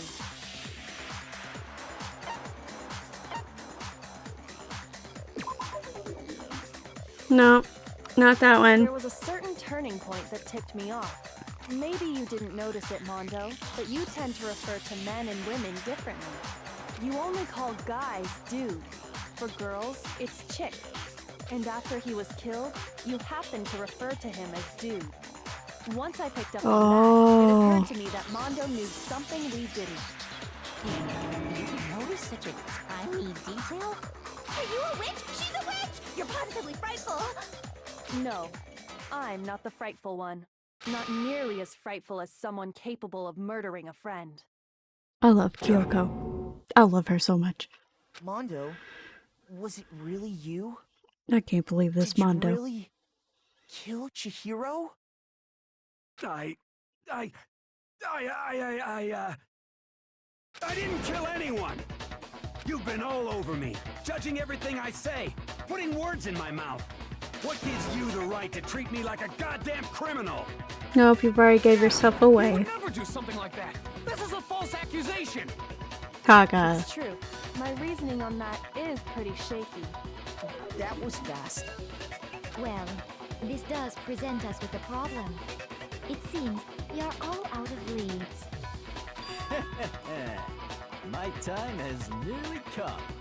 Why are you saying it like that? That's what my little ghost friend is telling me. Oh yeah, that reminds me. Hifumi, weren't you telling me you found some evidence? Really? What?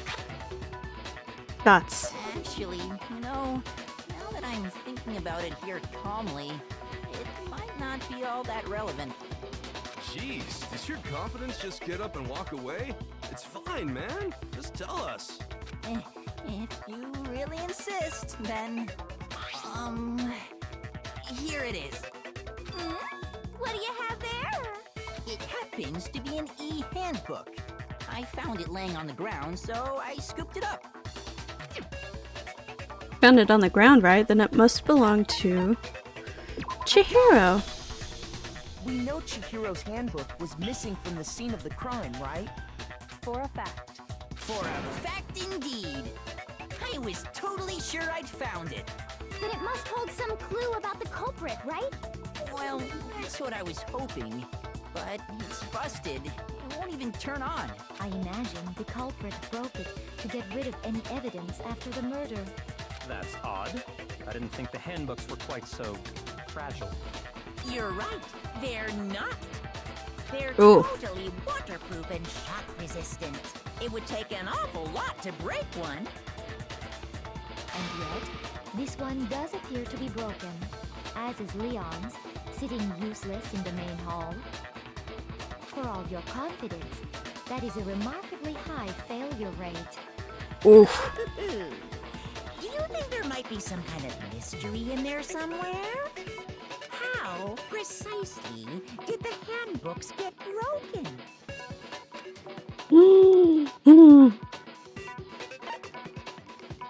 I got it! You already told us before that the handbook has one weak point, didn't you? Yeah!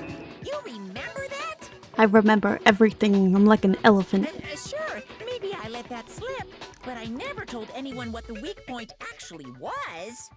But if the handbook is supposed to never break, and two of them broke in quick succession, then we can only assume that someone's figured out its weakness. You know what the weakness is, right, Monokuma? So, what is it? You're asking me? Yes. I think it's a necessary piece of information if you want this to be a fair trial.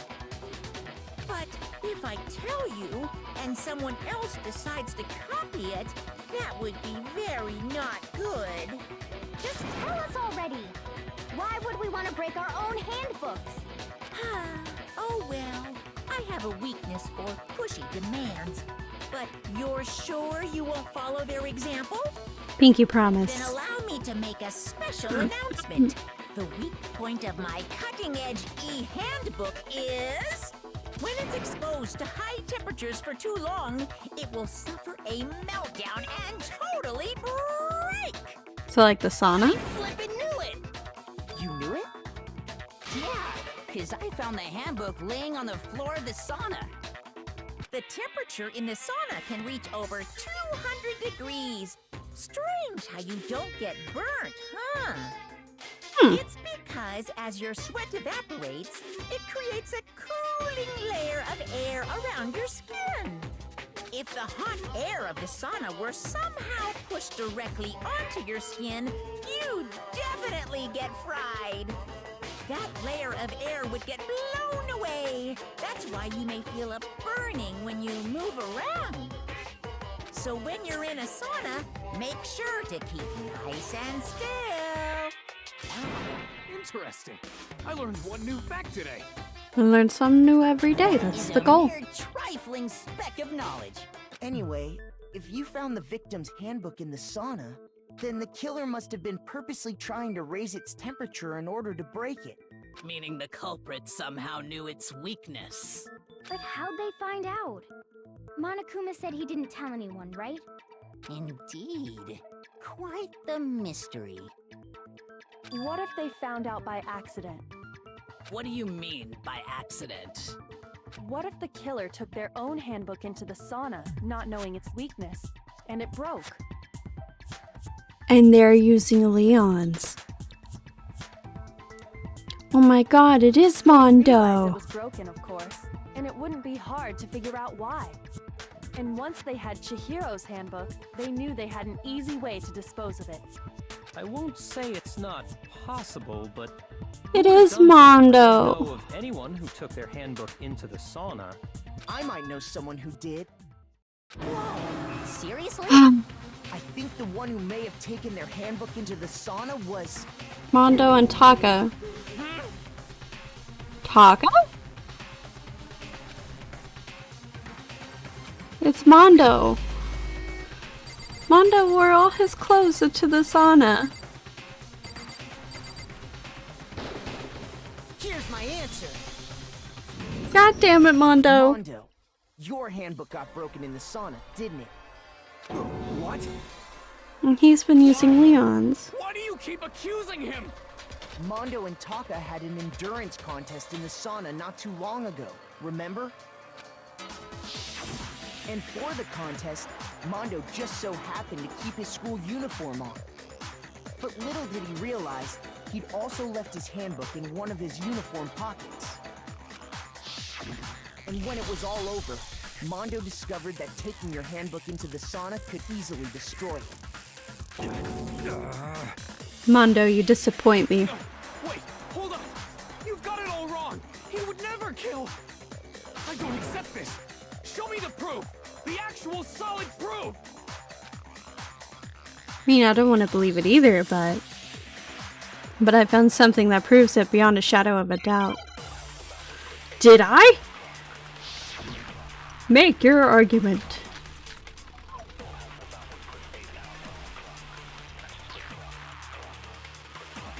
Ha.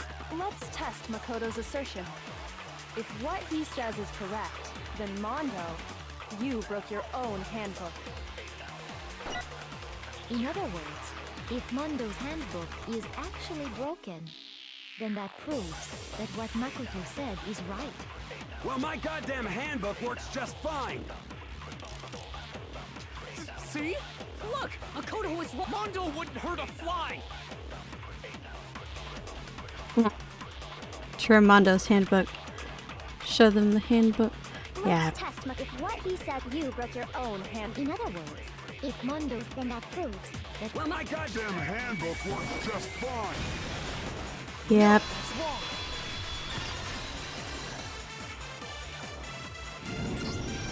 Mondo, the handbook you have right now, is it really yours?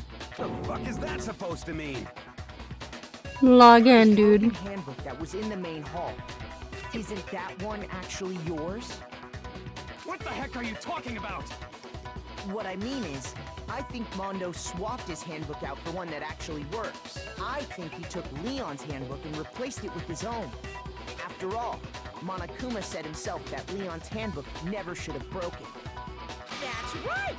The punishment it suffered wasn't nearly enough to destroy it. So then, the broken handbook in the main hall is actually Mondo's, which would mean that the handbook Mondo has right now is actually Leon's, yes? But doesn't that violate the school regulation that says loaning out your handbook is prohibited? Not loaning, he's borrowing. Here's how I look at it. There is a rule about loaning your handbook to another student, but if they're dead, they're not a student. It's kind of a gray area, I admit. But no worries. If anything, it just makes things more interesting. As such, I decree that exchanging handbooks with a corpse is not a violation of the rules. Well, Mondo, if I'm wrong about this, you're welcome to say so. I'm happy to admit I made a mistake, but... Son of a bitch. Oh. What's wrong, bro? Come on, tell him he's wrong. You are wrong. You have to be wrong. Everything you just said is wrong. You made it all up. Okay, then why don't we look back on this case one more time, from the beginning? That way, everything will become clear. And we'll all... Time for the storybox.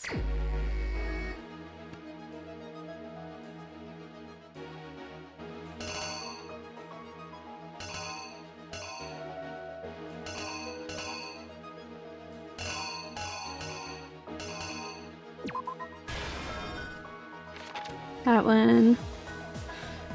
Choop.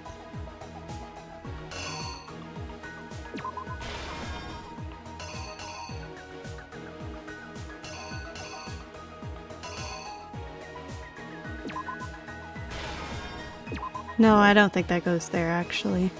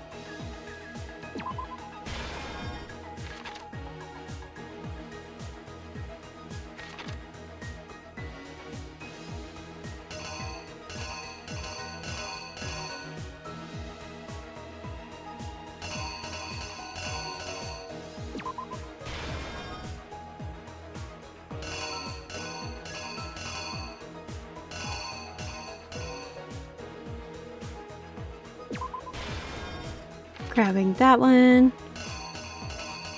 And then going into the girls.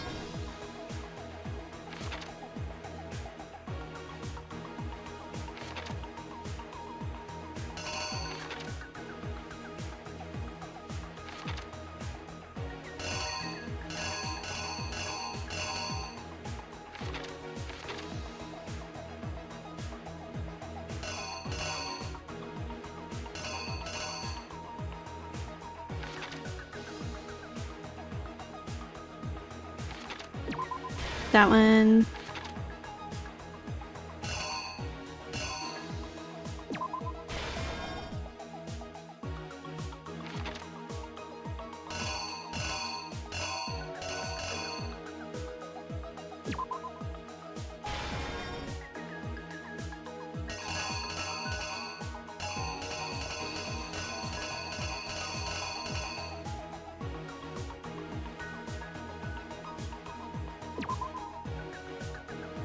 Maybe? Here's exactly what happened. Let's see. First, let's take a look back to before the incident. Last night, Celeste saw Chihiro in the warehouse, correct? At the time, she was apparently stuffing something into a duffel bag. That something was a blue tracksuit. You can confirm this, right, Celeste?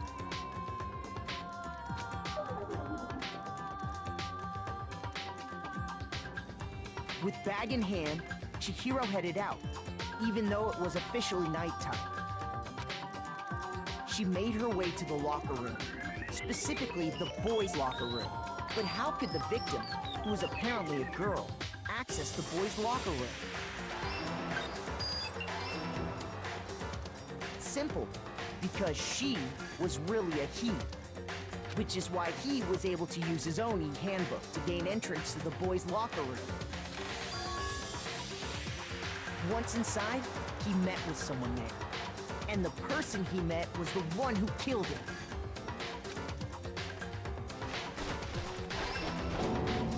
It seems likely that the killer grabbed the nearby dumbbell, approached the unsuspecting Chihiro,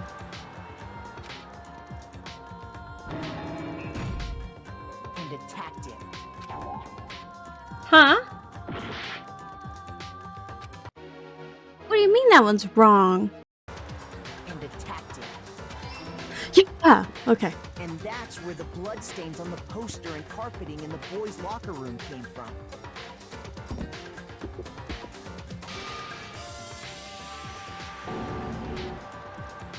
It was likely in the heat of the moment. The body was arranged, but the murder itself felt unplanned. Which is why the killer hurried to try and hide the act. First, pulling up the bloodstained carpet. Then, removing the bloody poster. Oh. Okay, so this one's wrong. But also it doesn't. But we'll see. Exactly what happened. Which is why the killer hurried to try and hide the act. First, pulling up the bloodstained carpet. Then, removing the bloody poster.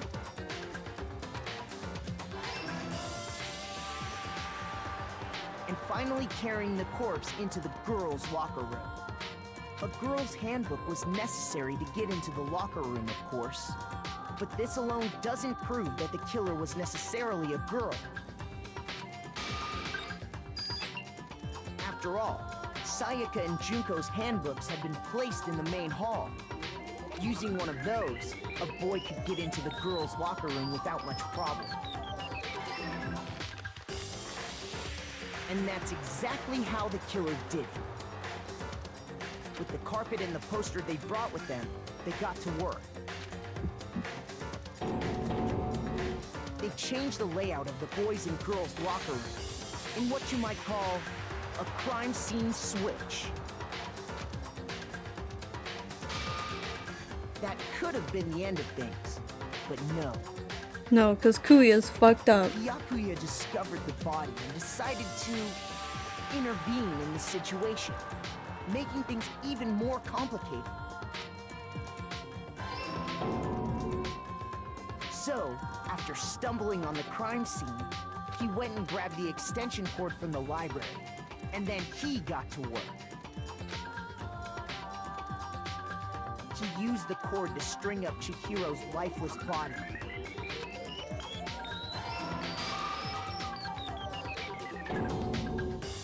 Then, using the victim's own blood, he left a grisly message there at the scene of the crime. He wanted to create the illusion that Genocide Jack was responsible for the slaughter. And around the same time that Byakuya was putting together this facade, the killer, having already disposed of Chihiro's bag and other belongings, arrived at the sauna. There, they planned to destroy the last piece of evidence, Chihiro's handbook.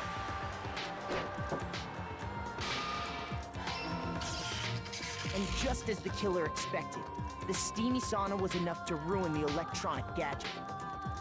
Somehow, the killer knew that the handbook couldn't stand up to the heat of the sauna.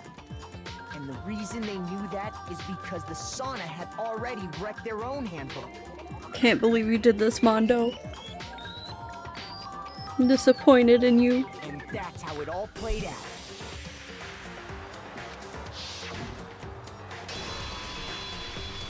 Isn't that right, Mondo Orada?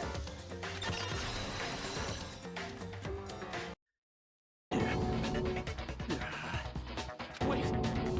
No! This can't be right! Where's your evidence? Yeah! Where's your evidence? You need evidence! You need proof! Without any proof, you can't pin any of this on him! Evidence that Mondo is the killer that already revealed itself earlier in the trial. If I can somehow show where Mondo's handbook is right now. Once I do that, everything will become clear. A new element! Yes. Fever time and nega time. During a bullet time battle, if you press the space key, fever time will activate and the tempo will be forced to its max. At this time, even if you push buttons at random, you won't miss. So you can push right mouse button, left mouse button, right mouse button, left mouse, blah, blah, blah. However you want to destroy the opponent's verbal assault. Dots. This only lasts until your focus gauge runs out, so make the best possible use of your time. Of course, it wouldn't be fair if you only got access to special time, right? So we've also prepared something called nega time that your opponent can use. The opponent activates nega time during the bullet time battle. Your tempo marker would disappear, making it quite a bit tougher to hit the buttons in rhythm. If you were to activate fever time at this point, never mind, I'm sure nothing would happen. I don't know what I was worried about. Surprisingly, if your action difficulty is set to gentle, the opponent won't use it. Okay. The moment of truth. Show me some evidence! You're wrong! I won't listen! I refute you!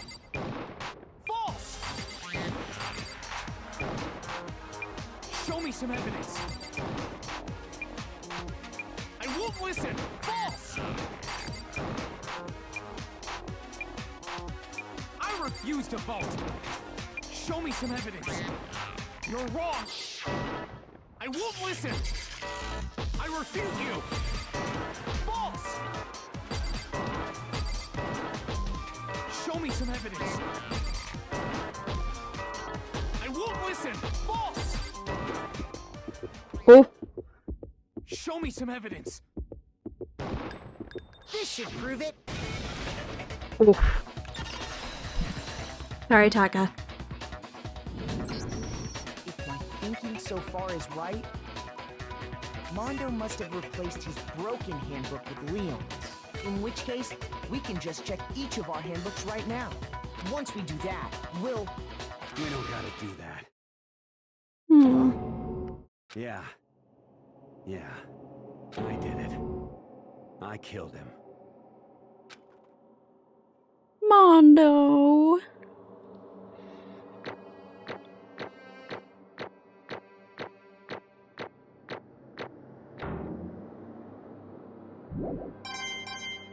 Ooh. Bro! What? I got no choice, man. After hearing all that, I gotta just... give up. Go ahead, Monokuma. Get it over with. Ask for the goddamn verdict. Roger that. Wait! Hold on! No waiting, no holding on. Time for the moment we've all been waiting for. Grab your lever and give it a yank! Who will you elect as the Blackened this time around? Will you make the right choice or the dreadfully wrong one? What's it gonna be? What's it gonna be? I'm so, like, sad.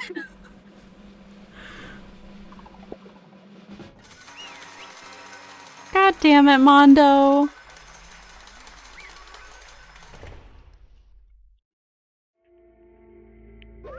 What?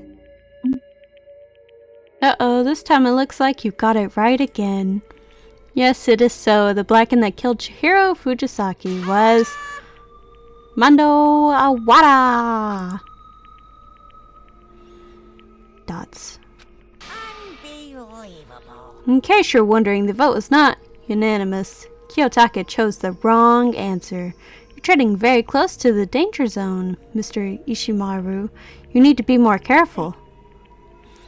I refuse to believe it. There's no way he would kill someone. I'm so disappointed, because, like, there was no reason for him to kill anyone anyways. Like, what was your secret? What was the big secret? What is this? Why are you apologizing? Why? Why?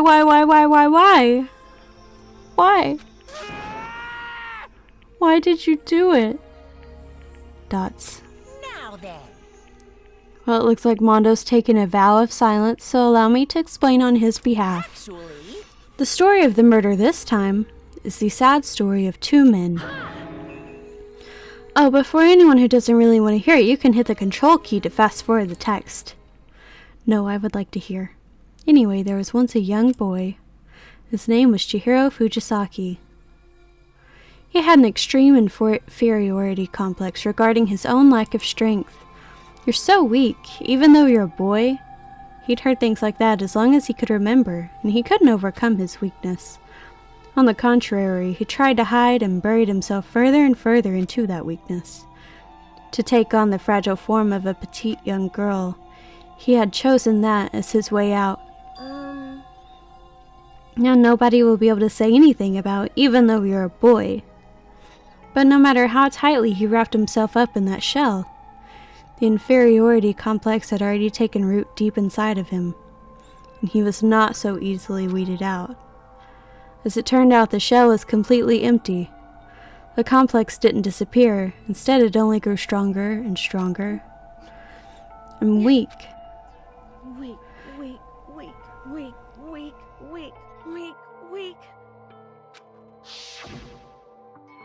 Once the killing game had begun here at the school, he had no choice but to accept this fact. After all, this world is survival of the fittest. If you're not strong, you don't survive. And then the lovely and hateful Monokuma announced the revealing of the embarrassing secrets, which of course included Chihiro's embarrassing secret, which I was more than willing to divulge. Even though he dresses like a girl, Chihiro is actually a boy. And that was something Chihiro couldn't let anyone find out, no matter the cost. If that was revealed, it would be the end. The hardened shell would crack, the armor would fall away. Without a doubt, those around him would torture him more than ever before. Everyone figured being thrust into such a dilemma must have sent him spiraling into despair. And yet, I'm sorry. I don't really want to talk about it right now. But... I also don't want to leave things the way they are, so maybe I can talk about it later. After I try my best to become strong, then I can tell everyone. Annoyingly, he used the thread of discovery to motivate himself to become stronger. That's right. Now's my I chance. want to change. I'm going to get stronger and accept who I am. Strong enough so that when someone says, even though you're a boy, I'll be okay. I'll get better. And with that thought at the front of his mind, he resolved to take immediate action. And so, that day he made a commitment to begin exercising. He was prepared to retrain his mind and body.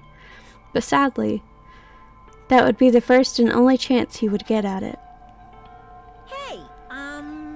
When he decided to start exercising, he thought it would be good to ask for someone's help. But he wanted to tell that person his secret first, and then ask them to help him from there. And the person he went to, That's right. it was me. It sure was.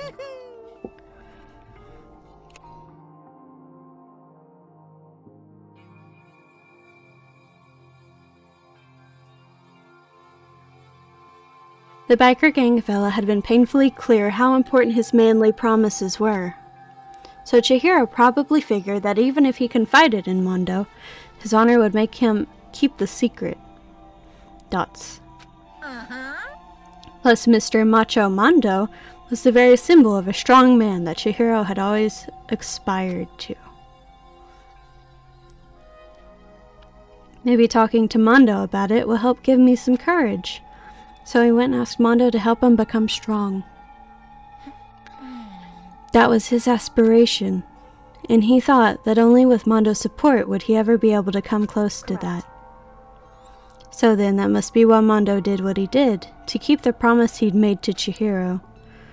Huh? Did what he did? You mean, that's why Mondo carried Chihiro from the boys' locker room into the girls' locker room? Indeed.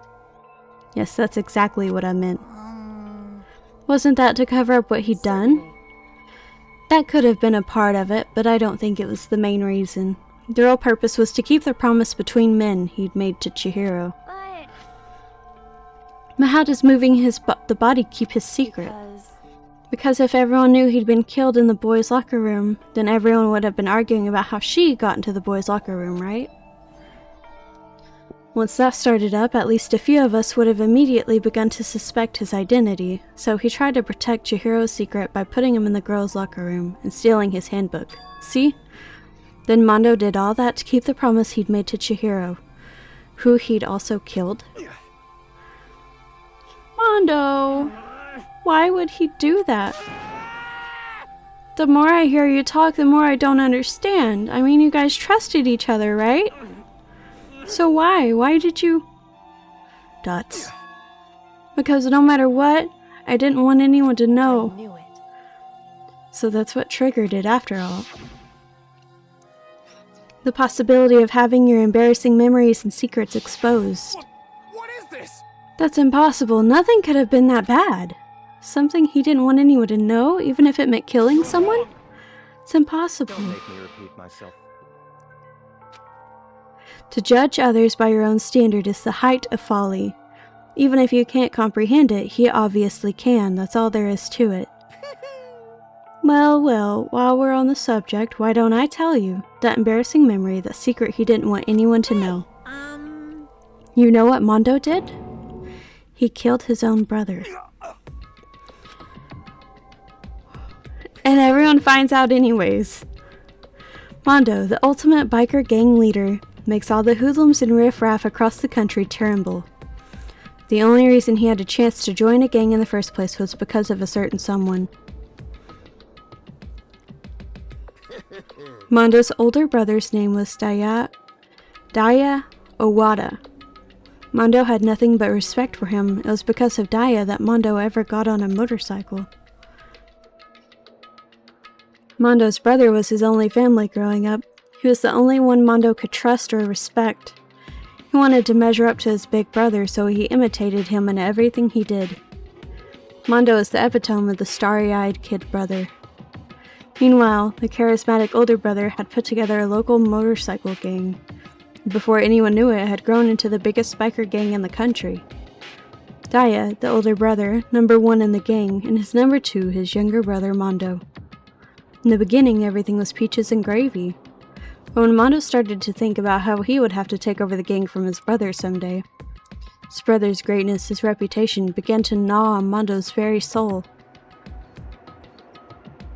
The kid's gonna take over for Daya, huh? Daya created this gang with his bare hands. Mondo's just along for the ride. Can someone like that really be our leader? All that'll do is make the gang look bad. Almost every day, Mondo heard the gossip and whispers of the other members of the gang. Which is why I've got to get stronger than Daya. Once, just one time. No matter what, I gotta win. I don't care what it takes, I gotta come out on top. On the night of his amazing brother's retirement ceremony, Mondo challenged him to a street race. But during the race, tragedy struck. The kid brother pushed ahead with reckless abandon, eager for victory, and just into oncoming traffic. But suddenly,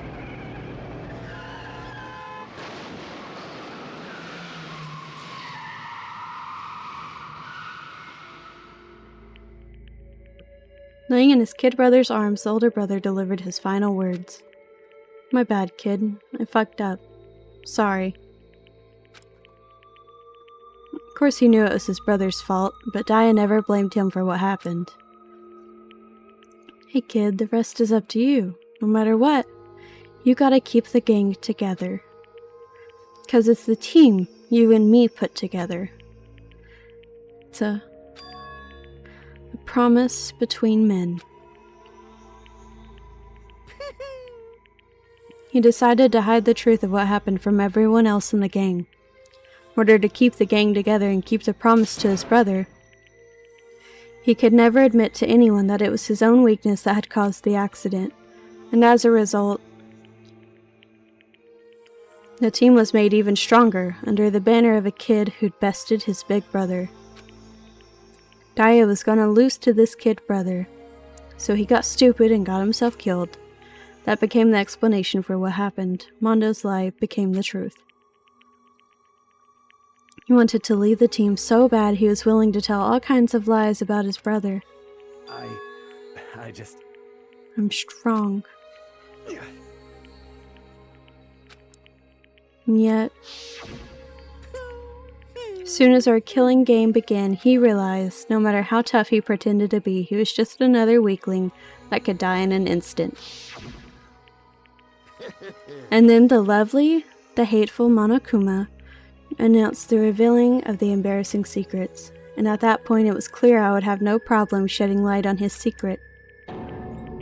Mondo killed his own older brother. No matter what, I couldn't let the other gang members find out. If that happened, everything would have been ruined. Everything me and my brother had worked to create would have been destroyed. His death, all the guilt I'd been carrying around, it all would have been for nothing. So that's why. Mondo. After I saw what Monokuma had on me, my head filled up with a kind of fuzzy uneasiness. Just started swirling around. I'd never felt anything like it before. I didn't know what to do about it. I wasn't sure what to think or say, but after a while, that fuzzy uneasiness turned itself into a rock-hard lump of anxiety way down in my stomach. It was right around then that Chihiro asked me to start working out with him. Right there, he told me a secret. Seriously? Jesus. I'm sorry. I'm sorry I lied to you. But why? Why now? Why are you telling me this all of a sudden? 'Cause I mean, you've kept that secret all this time, right? If anyone found out, you would... You're right, I want but... to change. I wrap myself in lies. I'm weak. I want to destroy that version of me forever. His words were like a knife in my gut. I felt like he was exposing the lie I'd been living myself.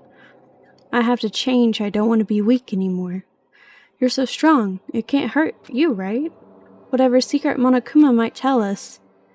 Dots. You piece of... So what, you're saying I should just say it? You're saying if I really am, I should just be able to tell everyone my secrets? Huh? I was jealous. I was jealous of Chihiro's strength.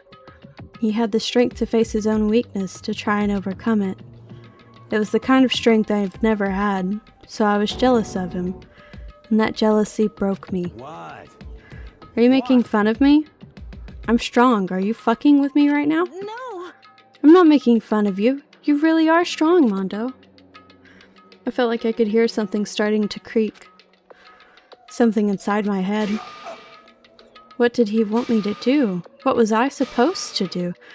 Was I supposed to just sit back, let my secret get revealed, and ruin everything? What's wrong? Damn you! Why did you have to tell me all that?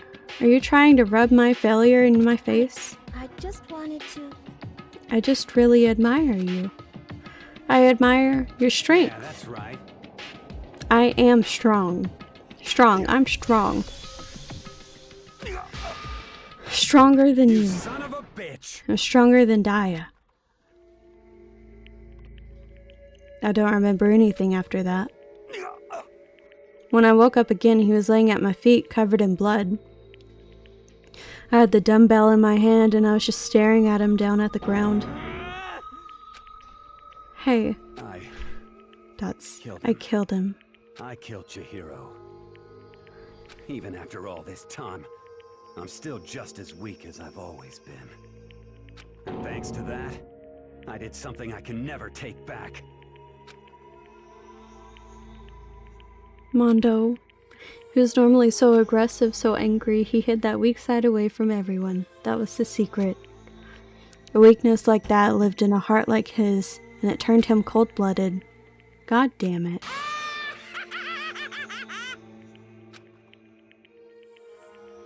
Look at him, you see, you're all just like him. For a secret from the past, for a memory, for that, he killed another living human in cold blood. Couldn't cut free of his regrets from the outside world. He doesn't know what true strength is. Do you see hope anywhere in there? 'Cause I sure don't. You bastard. Just shut up, you son of a bitch. Go ahead and say that again, I dare you. Okay, I'll say it as many times as I want.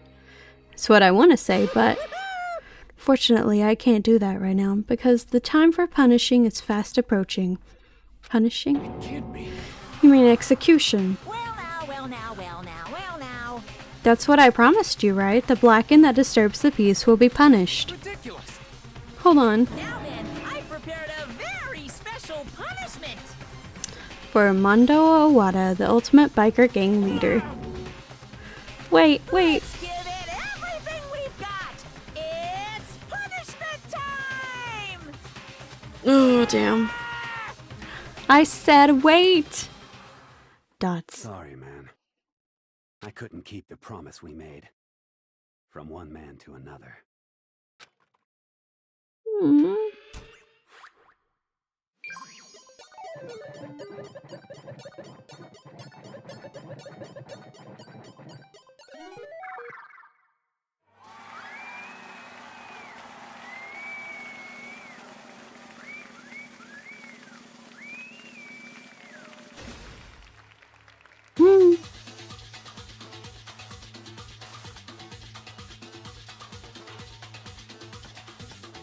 Oh, what is this?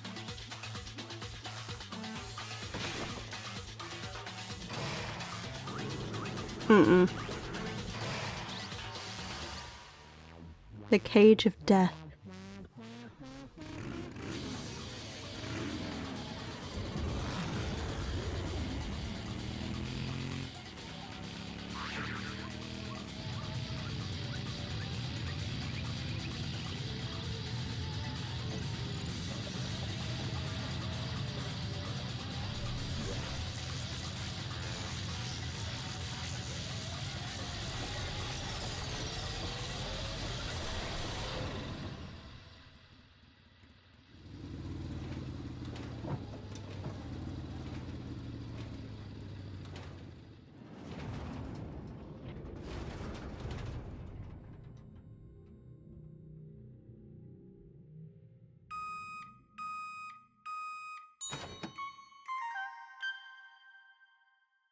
Mondo, butter.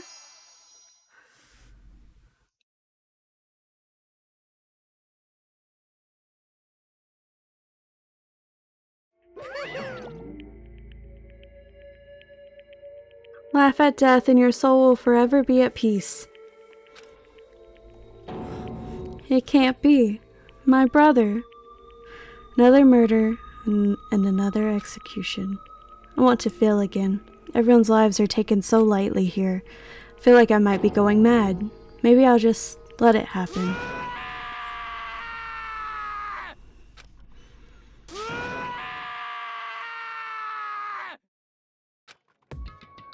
Taka's sad screams invaded our skulls. We were each forced to realize once again. But he, of course he had to. What a disappointment. This is the end of the game? Kuya? What is this? You're completely insane. Do you know that? A game? One of our friends is dead. Do you realize that? Of course I do. Because this game is life or death. I don't have anything to say to you. I don't have a response. Except that I just don't understand why. Why did you go out of your way to disguise Mondo's crime? Why? Isn't it obvious? Because it made things more interesting. His voice was calm and emotionless, like the voice of death. It chilled me to the bone. Last night, when the murder took place, I was in the library as usual. So you ignored the nighttime rule too. That rule never mattered to me. I don't recall agreeing to it. Well, I don't particularly care.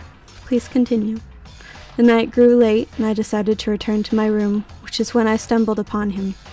I spotted Mondo coming out of the girls' locker room. After he'd gone, I looked inside and saw the corpse. You mean you actually witnessed the murder? He was such a fool. He didn't even have the slightest idea that I'd seen him. So you're saying you knew who the culprit was from the very beginning? That's right. Indeed, but if that had been the end of it, how boring would that have been? I mean, what a waste of time to have the answer revealed right at the beginning. Which is why I decided to lend a helping hand. I thought it would liven things up. You did all that to liven things up? So after hearing about Genocide Jack from Toko, you decided to use that to create a fake murder scene. Damn, man, if we hadn't figured out who'd really done it, you would have been dead too, right? Well, obviously I would have revealed the truth before it reached that point. Of course. Yakuya turned and looked me in the eye. I could feel a sharp eyes piercing into me. Thanks to a certain remarkable someone, it never did, and I was able to perform an interesting experiment. Interesting. Once I do decide to become blackened, I now know who I'll have to watch out for. What? Correct. So that was your reason. Are you satisfied? Indeed. Yes, we're done listening to your story. Moving on. Hey. Something I'd like to ask Monokuma. What's this? Oh, I'm up next. You like to perform these elaborate executions each time, correct? My question is, why? Do you like them? But you know, this punishment, this despair, it's not just for you. All this punishment, all this despair is my gift to mankind itself. You're over-exaggerating.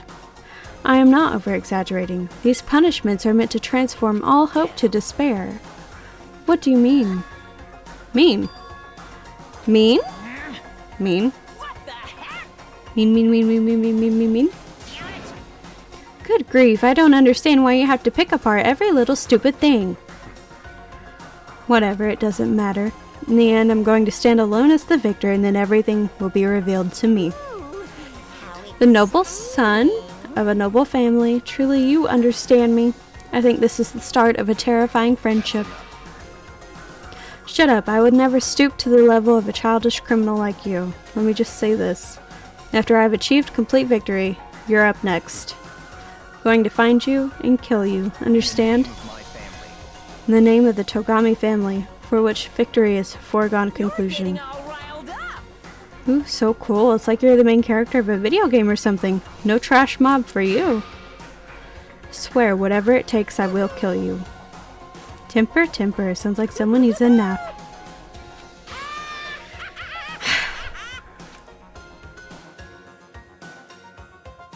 Monokuma's laughter peeled across the courtroom and curtain closed on the case of Chihiro and Mondo. I knew that wasn't the end. The killing game would still continue because the mastermind wouldn't let it end. For those of us who were still alive, our worst fear and deepest despair kept on multiplying. It was the kind of despair that felt like a blind puppy in hell had more of a future than us. All of our courage, our effort, our friendship, it felt like it amounted to nothing at all. It was the worst kind of despair. Oh. Well, anyway, like I was saying, this is a pretty good spot. Yeah, a really good spot. Anyway, isn't it amazing how that girl went and killed someone before things even had a chance to get boring? Once things really get moving, it'll be like a roller coaster. There won't be any stopping it. Fear and despair charge forward at a speed nothing can hope to match. But I must admit, I'm disappointed. I went to all the pain and effort of making you part of the group, and you couldn't play your part. You do remember you were supposed to make the first move, right? Well, no biggie. Nothing we can do about it now, so just do your best to make things more exciting from now on, okay? After all, that's what everyone wants to see. Dots.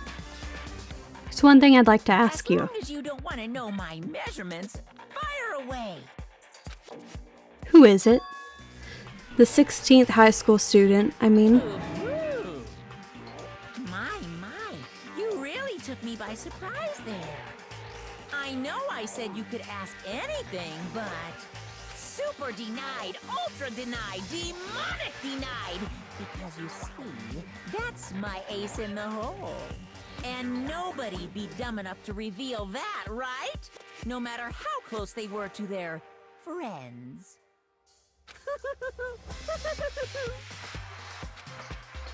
Dots. There's a 16th student? Oh my god. Oh my god.